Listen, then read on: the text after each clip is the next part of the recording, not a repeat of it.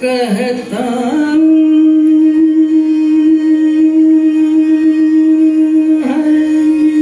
जगन्नाथ प्रिय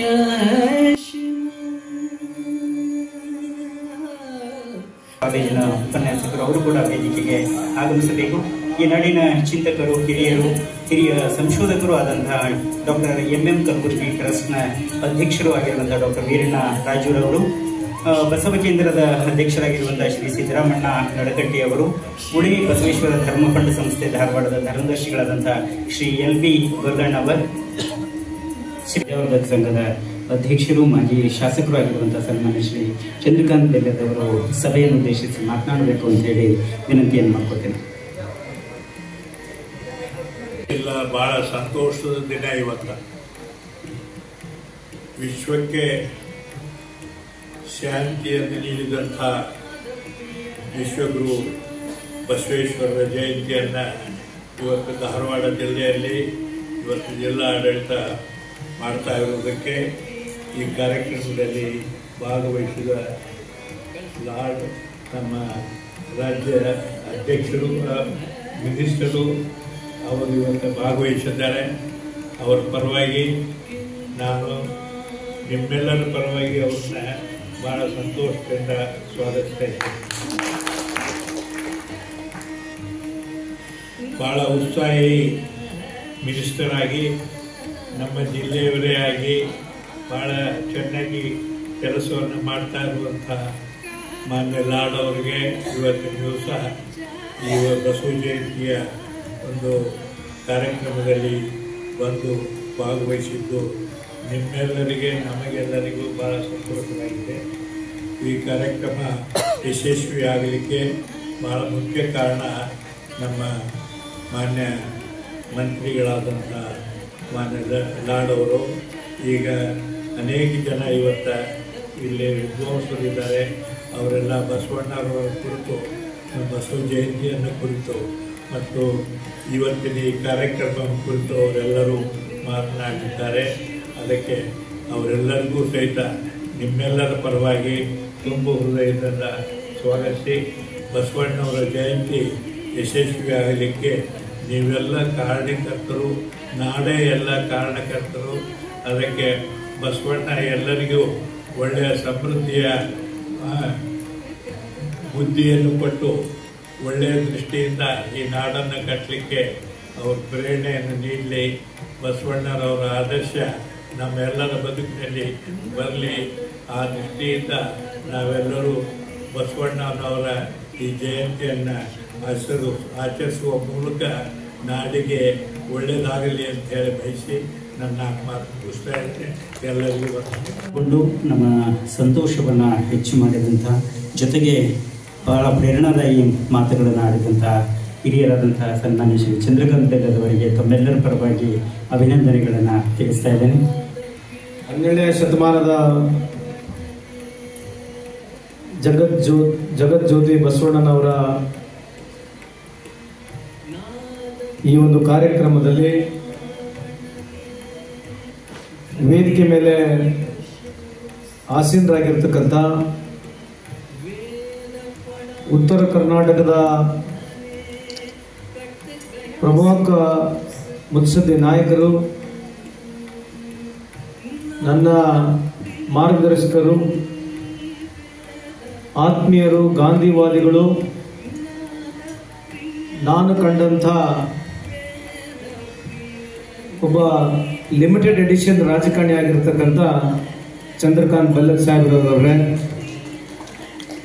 ಸಮಾರಂಭದಲ್ಲಿ ಪಾಲ್ಗೊಂಡಿರ್ತಕ್ಕಂಥ SR Patil ರವರೇ, commissioner ಆಗಿರ್ತಕ್ಕಂಥ ಶಶಿಕುಮಾರ್ ಅವರೇ, ಗೀತಾ ಅವರೇ, ಮುರುಘನಾಥ್ ಮಠ್ ಅವರೇ, ಡಾಕ್ಟರ್ ಗಿರೀಶ್ ಅವರೇ, ವೀರಣ್ಣ ಅವರೇ, ಸಿದ್ದರಾಮಣ್ಣ ಅವರೇ, MB ಗೋಲಂಕರ್ ಅವರೇ, ಬೂಗಾರ್ ಅವರೇ, ಈ ಒಂದು ಸಮಾರಂಭದಲ್ಲಿ ಪಾಲ್ಗೊಂಡಿರ್ತಕ್ಕಂಥ ಎಲ್ಲ ಬಸವಣ್ಣನವರ ಅಭಿಮಾನಿಗಳೇ, ಬಹಳ ಕಷ್ಟ ಇತ್ತು. ಬಸವಣ್ಣನವ್ರನ್ನ ನಾವು ದಿವಂಗತ MP ಪ್ರಕಾಶ್ ಸಾಹೇಬ್ರ ಜೊತೆಗೆ ನಾನು ರಾಜಕೀಯ ಪ್ರಾರಂಭ ಮಾಡಿದಾಗ ಅಲ್ಲಿಂದ ಬಸವಣ್ಣವ್ರ ಬಗ್ಗೆ ಅವರ ಮುಖಾಂತರ ಅವರ ಮಾತಿನ ಶೈಲಿನಲ್ಲಿ ಬಸವಣ್ಣನವ್ರನ್ನ ನಾನು ಅರ್ಥ ಮಾಡ್ಕೊಂಡು ಬಂದಿದ್ದೇನೆ. ನಾನು ಸ್ವಲ್ಪ ಮಟ್ಟಿಗೆ ಓದ್ಕೊಂಡಿದ್ದೇನೆ. ಅವ್ರು ಹೇಳಿರ್ತಕ್ಕಂಥ ವಚನಗಳನ್ನು ನಾನು ಕೇಳಿದ್ದೇನೆ. ನನಗೆ ದೇವರು ಎಷ್ಟು ಬುದ್ಧಿ ಕೊಟ್ಟಿದ್ದಾನೆ ಅಷ್ಟು ಅರ್ಥನೂ ಮಾಡ್ಕೊಂಡಿದ್ದೇನೆ. 12ನೇ ಕಾಲಿನ ಬಸವಣ್ಣನವರಿಗೆ ಬಾಬಾ ಸಾಹೇಬ್ ಅಂಬೇಡ್ಕರ್ ಅವರಿಗೆ ಏನು ಬಹಳ ದೊಡ್ಡ ವ್ಯತ್ಯಾಸ ಇಲ್ಲ. ಬಸವಣ್ಣನವರು ಯಾವ 12ನೇ ಶತಮಾನದಲ್ಲಿ ಸಮಾನತೆ ಬಗ್ಗೆ ಮಾತನಾಡಿದ್ರು, ಲಿಂಗ ಸಮಾನತೆ ಬಗ್ಗೆ ಮಾತನಾಡಿದ್ರು, ಅಲ್ಲಿನ ಯುರೋಪ್ನಲ್ಲಿ ಕೂಡ ಇದ್ರ ಬಗ್ಗೆ ಮಾತುಕತೆ ವಿಚಾರ ಇರಲಿಲ್ಲ. ಅಂಥ ಒಂದು ಜಗಜ್ಯೋತಿ ಬಸವಣ್ಣನವರು ನಮ್ಮ ಕರ್ನಾಟಕದಲ್ಲಿ ಜನಿಸಿ ಇವತ್ತು ಆಗಿನ ಕಾಲದಲ್ಲಿರ್ತಕ್ಕಂಥ ನಮ್ಮ ಏನು ಈ ಶೂದ್ರ ವ್ಯವಸ್ಥೆ ಇತ್ತು, ಕಾಲಿನ ಕೆಳಗೆ ಕಾಲಿನ ಮೇಲೆ ತಲೆ ಮೇಲೆ ಹೊಟ್ಟೆ ಮೇಲೆ ಇರ್ತಕ್ಕಂಥ ಈ ವ್ಯವಸ್ಥೆಗಳು, ಬ್ರಾಹ್ಮಣ ಕ್ಷತ್ರಿಯ ವೈಶ್ಯ ಶೂದ್ರ ಕೆಳಗಿನ ಇದ್ರು, ಇವರೆಲ್ಲರಿಗೆ ಸಮಾನತೆ ಬರಬೇಕೆಂಬ ಒಂದು ಉದ್ದೇಶದಿಂದ ಬಸವಣ್ಣನವರು ಪ್ರಾರಂಭ ಮಾಡಿ ಅನುಭವ ಮಂಟದ ಮುಖಾಂತರ, ಅದರ ಜೊತೆಗೆ ವಚನದ ಮುಖಾಂತರ ಜನರನ್ನ ಜಾಗೃತಿ ಮಾಡಿಸೋ ಜೊತೆಗೆ ಸಮಾನತೆ ತರಲಿಕ್ಕೆ ಒಂದು ಪ್ರಾಮಾಣಿಕ ಪ್ರಯತ್ನ ಮಾಡಿರ್ತಕ್ಕಂಥದ್ದು. ಇವತ್ತು ಕರ್ನಾಟಕ ಭಾರತ ದೇಶದಲ್ಲಿ ನಾವೇನನ್ನ ಮುಂದೆ ಹೊಡೆದಿದ್ರೆ ಬಸವಣ್ಣನವರ ಕೊಡುಗೆ ಬಹಳ ಇದೆ ಅಂತ ಈ ಸಂದರ್ಭಕ್ಕೆ ಹೇಳಲಿಕ್ಕೆ ಬಯಸ್ತೇನೆ. ಮೊನ್ನೆ ಯಾರೋ ಕೇಳ್ತಿದ್ರು, why Karnataka is better than other states ಅಂತ ಕೇಳಿದ್ರು. ನನ್ನ ಇರ್ತಕ್ಕಂಥ ವಿಸ್ಡಮ್ನಲ್ಲಿ ನಾನು ಅಬ್ಸರ್ವ್ ಮಾಡಿರ್ತಕ್ಕಂಥ 2 ಪ್ರಮುಖ ವಿಚಾರಗಳನ್ನು ಅವ್ರಿಗೆ ಹೇಳ್ತಾ ಇದ್ದೆ. ಒಂದು, ಯಾವ ಈ ದೇಶ ಸ್ವಾತಂತ್ರ್ಯ ಸಿಕ್ಕ ನಂತರ 60ನೇ ದಶಕ, 70ನೇ ದಶಕ, 80ನೇ ದಶಕ, 90 ಈ ಒಂದು 5 ದಶಕಗಳು ಈ ದೇಶದಲ್ಲಿ ಕೂಳಿನ ಸಿಗ್ತಾ ಇರಲಿಲ್ಲ ಅಂತ ಒಂದು ಪರಿಸ್ಥಿತಿಯಲ್ಲಿ ನಾವಿದ್ವಿ. 2 ನಮ್ಮ ಕರ್ನಾಟಕದಲ್ಲಿ ಪ್ರಮುಖವಾದಂಥ ಸಮುದಾಯಗಳು, ಒಂದು ಲಿಂಗಾಯತ ಸಮುದಾಯ, 2ನೇದು ಒಕ್ಕಲಿಗ ಸಮುದಾಯ. ಇವೆರಡೂ ಸಮುದಾಯಗಳು ಲಕ್ಷಾಂತ ಮಕ್ಕಳಿಗೆ, ಬಡ ಮಕ್ಕಳಿಗೆ, ಜಾತ್ಯಾತೆ ಯಾರೇ ಇರಲಿ, ಎಸ್ ಸಿ ಇರಲಿ, ಎಷ್ಟೇ ಇರಲಿ, ಕುರುಬ ಇರಲಿ, ಮುಸಲ್ಮಾನ ಇರಲಿ, ಯಾವುದೇ ಮಾನವ ಅಲ್ಲಿ ಬಂದು ಊಟ ಕೇಳಿದನಂತಂದ್ರೆ ಇವೆರಡು ಮಠಗಳು, ಒಂದು ಅನ್ನದಾಸೋಹ, ಒಂದು ಅಕ್ಷರ ದಾಸೋಹ ಕಲಿಸಿರ್ತಕ್ಕಂಥದ್ದು. ಭಾರತ ದೇಶದಲ್ಲಿ ಯಾವುದೇ ಸಮಾಜಗಳಿದ್ರೆ ಅದು ಹೆಮ್ಮೆಯಿಂದ ನಮ್ಮ ಲಿಂಗಾಯತ ಸಮಾಜ, ಒಕ್ಕಲಿಗ ಸಮಾಜ ಅಂತ ಈ ಸಂದರ್ಭಕ್ಕೆ ಕೇಳಲಿಕ್ಕೆ ಬಯಸ್ತೀನಿ. ಯಾಕೆ ಹೇಳಿದೆ ಅಂತಂದ್ರೆ, ಮಾತು ಬೇರೆ ರಾಜ್ಯಗಳಲ್ಲಿ ಯಾವುದೋ ಒಂದು ಪ್ರಮುಖವಾದಂತ ಸಮಾಜಗಳು ಸೋಷಿಯಲ್ ರಿಫಾರ್ಮ್ಸ್ ನ ಇಟ್ಕೊಂಡು ಅಲ್ಲಿ ನಾನು ದೊಡ್ಡ ಪ್ರಮಾಣದಲ್ಲಿ ಅನ್ನದಾಸೋಹ ಮಾಡಿರೋದಾಗಿರ್ಲಿ, ಈ ಓದಿಸೋದಾಗಿರ್ಲಿ ನಾನು ಎಲ್ಲಿ ನೋಡ್ಲಿಲ್ಲ. ನೀವು ಬೇಕಿದ್ರೆ ಯುಪಿಗೆ ಹೋಗ್ರಿ, ಬಿಹಾರ್ಗೆ ಹೋಗ್ರಿ. ಬಿಹಾರ್ ನಲಂದ ಯೂನಿವರ್ಸಿಟಿ ಇದೆ, one of the most intellectual space ಇಡೀ ಪ್ರಪಂಚದಲ್ಲಿ, one of the most intellectual space Nalanda university. ಏನಾಗಿದೆ ಇವತ್ತು ಬಿಹಾರ್ನಲ್ಲಿ, ಯುಪಿನಲ್ಲಿ ಏನಾಗಿದೆ, ಎಂಪಿನಲ್ಲಿ ಏನಾಗಿದೆ, ರಾಜಸ್ಥಾನಲ್ಲಿ ಏನಾಗಿದೆ, ಗುಜರಾತ್ನಲ್ಲಿ ಏನಾಗಿದೆ, ಇಡೀ ಸೌತ್ ಇಂಡಿಯಾದಲ್ಲಿ ನಾವು ಬಂದ್ರೆ ಒಂದು ತಮಿಳುನಾಡು, ಒಂದು ಕರ್ನಾಟಕ, ಅದು ವಿಶೇಷವಾಗಿ ಈ ನಮ್ಮ ಹೆಚ್ಚಿನ ಕೊಡುಗೆ ನಮ್ಮ ಕುವೆಂಪುರದು. ಅದ್ರ ಜೊತೆಗೆ ಎಲ್ಲರಿಗಿಂತ ಇಡೀ ವಿಶ್ವಕ್ಕೆ ನಮ್ಮ ಜಗಜ್ಯೋತಿ ಬಸವಣ್ಣವರ ಕೊಡುಗೆ ಇದ್ದಂತ ಈ ಸಂದರ್ಭಕ್ಕೆ ಹೇಳಲಿಕ್ಕೆ ಇಚ್ಛೆ ಬಯಸ್ತೇನೆ. ಇವತ್ತು ಸಮಾನತೆ ಬಗ್ಗೆ ಬಹಳ ಜನಕ್ಕೆ ಹತ್ರ ಆಗ್ಲಿಕ್ಕೆ ಒಂದು ಪ್ರಯತ್ನ ಮಾಡಿರ್ತಕ್ಕಂಥ ಬಸವಣ್ಣನವರು, ಇವತ್ತು ಬಹಳ ಜನ ಬಸವಣ್ಣವರ ವಚನಗಳು ಹೇಳದಷ್ಟೇ ನಾವಿದೀವಿ, ವಿನ ಹೊರತು ನಾವ್ಯಾರು ಪ್ರಾಕ್ಟೀಸ್ ಮಾಡೋದಿಲ್ಲ. ಬಹಳಷ್ಟು ಜನ ಬಾಬಾ ಸಾಹೇಬ್ ಅಂಬೇಡ್ಕರ್ ಲೈಕ್ ಮಾಡಲ್ಲ. ಯಾರು ಬಸವಣ್ಣವ್ರನ್ನ ಲೈಕ್ ಮಾಡ್ತೀರಿ ಅವ್ರು ಬಾಬಾ ಸಾಹೇಬ್ ಅಂಬೇಡ್ಕರ್ ಹೇಟ್ ಮಾಡಕ್ ಸಾಧ್ಯನೇ ಇಲ್ಲ. ಯಾರು ಬಾಬಾ ಸಾಹೇಬ್ ಅಂಬೇಡ್ಕರ್ ಲೈಕ್ ಮಾಡ್ತೀರಿ ಅವ್ರು ನೀವು ಕಡ್ಡಾಯವಾಗಿ ಬಸವಣ್ಣವ್ರನ್ನ ಲೈಕ್ ಮಾಡ್ಬೇಕು. ಇವ್ರಿಬ್ಬರನ್ನ ನೀವು ಒಂದೇ ತಕ್ಕಡೆಯಲ್ಲಿ ಇಟ್ಟು ನೋಡ್ತಕ್ಕಂತ ಪ್ರಯತ್ನ ನಾವು ಮಾಡ್ಬೇಕಂತ ಈ ಸಂದರ್ಭಕ್ಕೆ ಹೇಳಲಿಕ್ಕೆ ಇಚ್ಛೆ ಬಯಸ್ತೀನಿ. ಯಾಕೆ ಹೇಳ್ತಾ ಇದ್ದೀನಿ ಮಾತು ಅಂತಂದ್ರೆ, ಬಾಬಾ ಸಾಹೇಬ್ ಅಂಬೇಡ್ಕರ್ಗೆ ಅವರಿಗೆ ಸುಮಾರು 500-600 ವರ್ಷದ ವ್ಯತ್ಯಾಸ ಇದೆ. ಆದರೆ ಉದ್ದೇಶಗಳು ಗುರಿಗಳು ಸಮಾನವಾಗಿದ್ದಾವೆ. ಯಾವ ಬಸವಣ್ಣವರು ವಚನ ಮುಖಾಂತರ ಹೇಳಿರ್ತಕ್ಕಂಥ ಒಂದು ಪ್ರಯತ್ನವನ್ನ ಬಾಬಾ ಸಾಹೇಬ್ ಅಂಬೇಡ್ಕರ್ ಅವರು ಈ ದೇಶದ ಸಂವಿಧಾನದಲ್ಲಿ ಸಮಾನತೆ ಬರಬೇಕಂತ ಹೇಳಿ ಕಾನೂನು ತಂದಿರತಕ್ಕಂಥದ್ದು ಬಾಬಾ ಸಾಹೇಬ್ ಅಂಬೇಡ್ಕರ್ ಅಂತ ಈ ಸಂದರ್ಭಕ್ಕೆ ಹೇಳಲಿಕ್ಕೆ ಬಯಸ್ತೇನೆ. BBC ಅವರು ಬಾಬಾ ಸಾಹೇಬ್ ಅಂಬೇಡ್ಕರ್ ಅವ್ರಿಗೆ ಕೇಳ್ತಾರೆ, ನಮ್ಮ ಎರಡನೇದು ಹೇಳ್ತಾರೆ, ನಮ್ದು ಏನು ದುರಂತ ಅಂತಂದ್ರೆ ಬಸವಣ್ಣವ್ರನ್ನ ನಾವು ಮಾರ್ಕೆಟ್ ಮಾಡಕ್ ಆಗ್ಲಿಲ್ಲ. ಏನು 12ನೇ ಶತಮಾನದಲ್ಲಿ ಬರೆದಿರ್ತಕ್ಕಂಥ ವಚನಗಳಿದ್ವು, ಅವು ಬರ್ತಾ ಬರ್ತಾ ನಾವು ಇಡೀ ವಿಶ್ವಕ್ಕೆ ಒಯ್ತಕ್ಕಂಥ ಒಂದು ಪ್ರಯತ್ನ ನಾವು ಮಾಡಲಿಲ್ಲ. ಇಡೀ ಭಾರತ ದೇಶ ಎಲ್ಲೋ ಫೇಲ್ ಆಗಿದ್ವಿ ಅಂತ ನಾನು ಭಾವಿಸ್ತಾ ಇದ್ದೇನೆ. ಯಾಕಂದ್ರೆ ಬಸವಣ್ಣವ್ರು ಹೇಳಿರ್ತಕ್ಕಂಥದ್ದು ಎಲ್ಲಿವರೆಗೆ ಸೂರ್ಯಚಂದ್ರ ಇದ್ದಾನೆ ಅಲ್ಲಿವರೆಗೆ ಯಾವಾಗಲೂ ಸದಾ ಕಾಲ ಅವ್ರು ಹೇಳಿರ್ತಕ್ಕಂಥ ವಚನ ಯಾವಲ್ಲೇ ಶಾಶ್ವತವಾಗಿ ಉಳಿತಾವಂತ ಈ ಸಂದರ್ಭಕ್ಕೆ ಹೇಳಲಿಕ್ಕೆ ಬಯಸ್ತೇನೆ. ಅವರು ಒಂದು ಹೇಳಿರ್ತಕ್ಕಂಥದ್ರಲ್ಲಿ ಬಹಳ ಅರ್ಥಪೂರ್ಣಕವಾದಂತಹ ಬಹಳಷ್ಟು ವಚನಗಳಲ್ಲಿ ಕೆಲವು ವಚನಗಳು ನನಗೆ ನೆನಪಿದ್ದಾವೆ. ನಾನು ಅದರ ಬಗ್ಗೆ ಏನು ಮಾತನಾಡಕ್ ಹೋಗುದಿಲ್ಲ. ಯಾಕೆ ಇಬ್ಬರಲ್ಲಿ ಸಮಾನತೆ ಇದೆ ಅಂತ ನಾನು ಹೇಳ್ತಕ್ಕಂಥದ್ದು ಒಂದು ಪ್ರಯತ್ನ ಮಾಡ್ತಿದ್ದೆ ಅಂತಂದ್ರೆ, ಬಾಬಾ ಸಾಹೇಬ್ ಅಂಬೇಡ್ಕರ್ ಅವರಿಗೆ ಇವರಿಗೆ ಯಾಕೆ ನಾನು ಹೋಲಿಕೆ ಮಾಡಿ ವಿಚಾರಗಳಲ್ಲಿ ಯಾಕೆ ಹೋಲಿಕೆ ಮಾಡ್ತಿದೆ ಅಂತಂದ್ರೆ, ಇಲ್ಲಿರ್ತಕ್ಕಂಥ ಪ್ರಮುಖ ನಾವೆಲ್ಲರೂ ಬಸವಣ್ಣರ ಅನುಯಾಯಿಗಳಾಗಿ ಅಭಿಮಾನಿಗಳಾಗಿ ಇಲ್ಲಿದ್ದೇವೆ. ನಾನು ಬಹಳಷ್ಟು ಸಲ ಎಲ್ಲ ಕಡೆ ಪ್ರಯಾಣ ಮಾಡ್ತೀನಿ, ಜನರು ಮಾತನಾಡ್ತಾರೆ, ಒಂದೇ ಒಂದು ಹೇಳೋದು, ಬಾಬಾ ಸಾಹೇಬ್ ಅಂಬೇಡ್ಕರ್ ಅಂತ ತಕ್ಷಣ ಬಿಡ್ರಿ ಬರೀ SC/ST ಮಾಡ್ಯಾರ, ಬರೀ SC/ST ಮಾಡ್ಯಾರ. ಇದು ಯಾರು ದಟ್ಟರಿರ್ತಾರಲ್ಲ ಅವ್ರು ಮಾತ್ರ ಅಂತ ಮಾತ್ರ ಹೇಳ್ಬೋದು. ಬಸವಣ್ಣನವರು ಇಡೀ ಶೂದ್ರ ಸಮಾಜನ ಕರ್ಕೊಂಡ್ಬಂದು ಸಮಾನತೆ ತರಲಿಕ್ಕೆ ಒಂದು ಪ್ರಯತ್ನ ಮಾಡಿರ್ತಕ್ಕಂಥದ್ದು. ಹೆಣ್ಮಕ್ಳಿಗೆ ಗಣಮಕ್ಕಳಿಗೆ ಸಮಾನತೆ ಆಗ್ಬೇಕಂತ ಹೇಳಿ ಬಸವಣ್ಣನವರು ಪ್ರಯತ್ನ ಮಾಡಿರ್ತಕ್ಕಂಥದ್ದು. 12ನೇ ಶತಮಾನದಲ್ಲಿ ಹೆಣ್ಮಕ್ಳಿಗೆ ಸಮಾನತೆ ಕೊಡಬೇಕಂತ ಹೇಳಿರ್ತಕ್ಕಂಥ ಬಸವಣ್ಣನವರು ಬಾಬಾ ಸಾಹೇಬ್ ಅಂಬೇಡ್ಕರ್ ಬಂದು ಇಲ್ಲಿ ಸಂವಿಧಾನ ಆಗಿ ಸುಮಾರು 80 ವರ್ಷ ಸ್ವಾತಂತ್ರ್ಯ ಸಿಕ್ಕರು ಕೂಡ ಈ ದೇಶದಲ್ಲಿ ಹೆಣ್ಮಕ್ಳಿಗೆ ಸಮಾನತೆ ಇಲ್ಲ. ಯಾಕೆ ಯಾವ ದೃಷ್ಟಿಯಲ್ಲಿ ಈ ಮಾತು ಹೇಳಿದಂತಂದ್ರೆ, ನಾವು ಸಮಾನತೆಯನ್ನ ಕಾನ್ಸ್ಟಿಟ್ಯೂಷನ್ ಮುಖಾಂತರ ರಿಸರ್ವೇಶನ್ ತಂದು ನಾವು ಮಾಡಿದ್ವಿ, ನಾವು ಹೊರತು ಸ್ವತಃ ನಾವೇನು ಸ್ವೀಕಾರ ಮಾಡಲಿಲ್ಲ. ಎಲ್ಲ ಹೆಣ್ಮಕ್ಳಿಗೆ ಹೆಸರುಗಳು ಕೊಟ್ಟಿದ್ದು ನಾವೇ. ನದಿಗಳು ಹೆಣ್ಮಕ್ಳ ಹೆಸರು ಮೇಲೆ, ದೇವರುಗಳು ಎಲ್ಲ ಹೆಣ್ಮಕ್ಳ ಹೆಸರು ಮೇಲೆ. ಈ ಪ್ರಪಂಚದ ಈ ಭೂಮಿಯಲ್ಲಿ, ಇಡೀ ಪ್ರಪಂಚದ ಈ ಭಾಗದಲ್ಲಿ ಇರ್ತಕ್ಕಂಥ ಭೂಮಿಯಲ್ಲಿ ಹೆಣ್ಮಕ್ಳು ಪಟ್ಟಷ್ಟು ಕಷ್ಟ ಬೇರೆ ಯಾರು ಪಟ್ಟಿಲ್ಲ ಅಂತ ಈ ಸಂದರ್ಭಕ್ಕೆ ಕೇಳಲಿಕ್ಕೆ ಬಯಸ್ತೇನೆ. ನಮ್ಮ ಸೀತಾ ತಾಯಿಗೆ ನಾವು ಬಿಡ್ಲಿಲ್ಲ. ಸೀತಾ ತಾಯಿಯೇ ಬೆಂಕಿಯಲ್ಲಿ ಎಗರಬೇಕಾಗಿತ್ತು. ಹೆಣ್ಮಕ್ಳು ವಿಶೇಷವಾಗಿ ನೀವು ಅರ್ಥ ಮಾಡ್ಕೋಬೇಕು, ಯಾವ ವ್ಯವಸ್ಥೆಯಲ್ಲಿ ನಮ್ಮ ಸಮಾಜ ಬಂತು ಹಿನ್ನೆಲೆ ನಾವು ನೆನ್ಪಿಟ್ಕೋಬೇಕು. ಯಾಕೆ ಹೇಳ್ತಾ ಇದ್ದೀನಿ ಮಾತು ಅಂತಂದ್ರೆ, ನಾನು ಅತ್ಯಂತ ಸಣ್ಣ ವಯಸ್ಸಿನಲ್ಲಿ ನಮ್ಮ ತಂದೆ ಕಳ್ಕೊಂಡೆ. ನಮ್ಮಮ್ಮ ವಿಧವೆ ಆಗಿದ್ರು.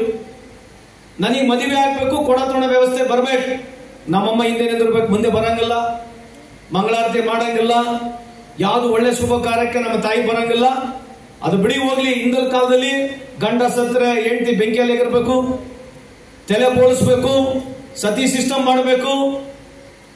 ವಿಧವೆಗೆ ಮದುವೆ ಅವಕಾಶ ಇಲ್ಲ, ಇನ್ನೊಂದು ಸಾರಿ ಮದುವೆ ಆಗಂಗಿಲ್ಲ, ಯಾವ್ದು ಮಕ್ಕಳನ್ನ ಅಡಾಪ್ಟ್ ಮಾಡಂಗಿಲ್ಲ, ಗಂಡನಿಂದ ಆಸ್ತಿ ಬರಂಗಿಲ್ಲ, ತಂದೆನಿಂದನೂ ಆಸ್ತಿ ಬರಂಗಿಲ್ಲ. ಇದು ನಮ್ಮ ದೇಶದ ವ್ಯವಸ್ಥೆ. ಇದು ಹೆಣ್ಮಕ್ಳು ನೀವು ವಿಚಾರ ಮಾಡಬೇಕಿದು. ಯಾಕಿದನ್ನ ಒತ್ತಿ ಹೇಳ್ತಾ ಇದ್ದೀನಿ ಅಂತಂದ್ರೆ, ಬಾಬಾ ಸಾಹೇಬ್ ಅಂಬೇಡ್ಕರ್ ಅವರು ಏನು ಸಂವಿಧಾನವನ್ನು ತಂದ್ರು, ಅದರಲ್ಲಿ ಕೇವಲ SC/ST ಮಾತ್ರ ಇರಲಿಲ್ಲ.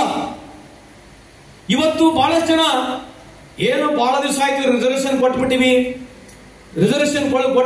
ಹೌದು, ರಿಸರ್ವೇಶನ್ ಬಗ್ಗೆ ಕೊಟ್ಟಿದೀವಿ ಅಂತ ಹೇಳಿ ಬಹಳ ನೆಗೆಟಿವ್ ಮಾತನಾಡ್ತೀವಿ.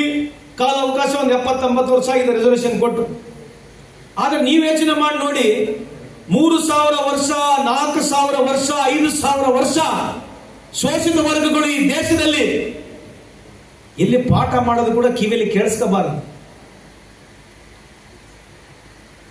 ಶೋಷಿತ ವರ್ಗ ಜನಗಳು ಎಲ್ಲನ ಸಂಸ್ಕೃತದಲ್ಲಿ ನಡೀತಕ್ಕಂಥ ಪಾಠಶಾಲೆ ಕಿವಿಯಲ್ಲಿ ಕೂಡ ಕೇಳಿಸ್ಕೋಬಾರ್ದು ಅಂತ ಪರಿಸ್ಥಿತಿಯಲ್ಲಿ ಇರ್ತಕ್ಕಂಥ ನಮ್ಮ ದೇಶ, ಈ ನಾಡು, ಈ ಭೂಮಿ. ಅವ್ರು ಇವತ್ತು ಗಟ್ಟಿಯಾಗಿ ಕೇಳ್ತಾರೆ ಯಾಕೆ ರಿಸರ್ವೇಶನ್ ಕೊಡ್ಬೇಕಂತ ಹೇಳಿ. ಇದನ್ನ ಪ್ರಾಸ್ಪೆಕ್ಟಿವ್ ಆಗಿ ಪ್ರೋಗ್ರೆಸಿವ್ ಆಗಿ ಯೋಚನೆ ಮಾಡಬೇಕು, ವಿನಾ ಹೊರತು ನೆಗೆಟಿವ್ ಆಗಿ ಕ್ರಿಟಿಸಿಸಮ್ ಆಗಿ ಯೋಚನೆ ಚರ್ಚೆ ಮಾಡಿದ್ರೆ ಇದಕ್ಕೆ ನಮಗೆ ಯಾವತ್ತೂ ಸಮರ್ಪಕವಾಗಿ ಉತ್ತರ ಸಿಗೋದಿಲ್ಲ. ಉದಾಹರಣೆಗೆ, ಒಬ್ಬ ಮನುಷ್ಯಗೆ ಫೆರಾರಿ ಕೊಟ್ಟು, ಫೆರಾರಿ ಕಾರ್ ಅಂದ್ರೆ ರೇಸಿಂಗ್ ಕಾರ್, ಇನ್ನೊಬ್ಬನಿಗೆ ಮಾರುತಿ ಕಾರ್ ಕೊಟ್ಟು ಫೆರಾರಿ ಕಾರಿಗೆ ಸೈಡ್ ಹೊಡಿಯ ಅಂತಂದ್ರೆ ಮಾರುತಿ ಕಾರ್ ಹೊಡೆಯಕ್ಕೆ ಸಾಧ್ಯ ಇದೆಯಾ? ಅದೇ ರೀತಿಯಾಗಿರ್ತಕ್ಕಂಥ ಆಗಿನ ಕಾಲದ ಸಮಾಜ, ಫೆರಾರಿ ಸಮಾಜ ಇಲ್ಲಿತ್ತು, ಮಾರುತಿ ಕಾರ್ ಇಲ್ಲಿತ್ತು. ಈ ಮಾರುತಿ ಕಾರಿಗೆ ಇರ್ತಕ್ಕಂಥ 800 cc ಇಂಜನ್, ಈ ಫೆರಾರಿಗೆ ಇರ್ತಕ್ಕಂಥ 6000 cc ಇಂಜನ್ ಬರ್ಬೇಕಂದ್ರೆ ಕಾಲಾವಕಾಶ ಬೇಕು. ನಾವು ಎಷ್ಟೇ ಹಿಂದೂ ಬಗ್ಗೆ ಮಾತನಾಡಿದ್ರು ಕೂಡ ನಮ್ಮ ದೇಶದಲ್ಲಿ ಜಾತಿ ವ್ಯವಸ್ಥೆನೇ ಮೇಲೆದ್ದು ಕಂಡಿದೆ, ಇವತ್ತಿಗೂ ಪ್ರಸ್ತುತವಾಗಿದೆ. ಅದು ಮನಗಂಡಿರ್ತಕ್ಕಂಥ ಬಾಬಾ ಸಾಹೇಬ್ ಅಂಬೇಡ್ಕರ್ ಅವರು. ಬಾಬಾ ಸಾಹೇಬ್ ಅಂಬೇಡ್ಕರ್ ಅವರು 1916ನೇ ಇಸ್ವಿನಲ್ಲಿ ಆಂಥ್ರೋಪಾಲಜಿ ಸ್ಟಡಿ ಮಾಡ್ತಾರೆ ಕೊಲಂಬಿಯಾ ಯೂನಿವರ್ಸಿಟಿ. ಏನ್ ಆಂಥ್ರೋಪಾಲಜಿ ಅಂತಂದ್ರೆ study of human races, human type, space time ನಲ್ಲಿ ಒಬ್ಬ ಮನುಷ್ಯ ಯಾವ ರೀತಿ ಸಮಾಜದಲ್ಲಿ ಬಿಹೇವ್ ಮಾಡ್ತಾರಂತಕ್ಕಂಥ ಪರಿಜ್ಞಾನ, ಪರಿಕಲ್ಪನೆ ಸಂಪೂರ್ಣವಾಗಿ ಅಧ್ಯಯನ ಮಾಡಿರ್ತಕ್ಕಂಥ ಇಡೀ ಸೌತ್ ಈಸ್ಟ್ ಏಷ್ಯಾದಲ್ಲಿ ಯಾವುದೇ ಒಬ್ಬ ಮಹಾನ್ ನಾಯಕ ಅಂದ್ರೆ ಅದು ಬಾಬಾ ಸಾಹೇಬ್ ಅಂಬೇಡ್ಕರ್ ಅವರು.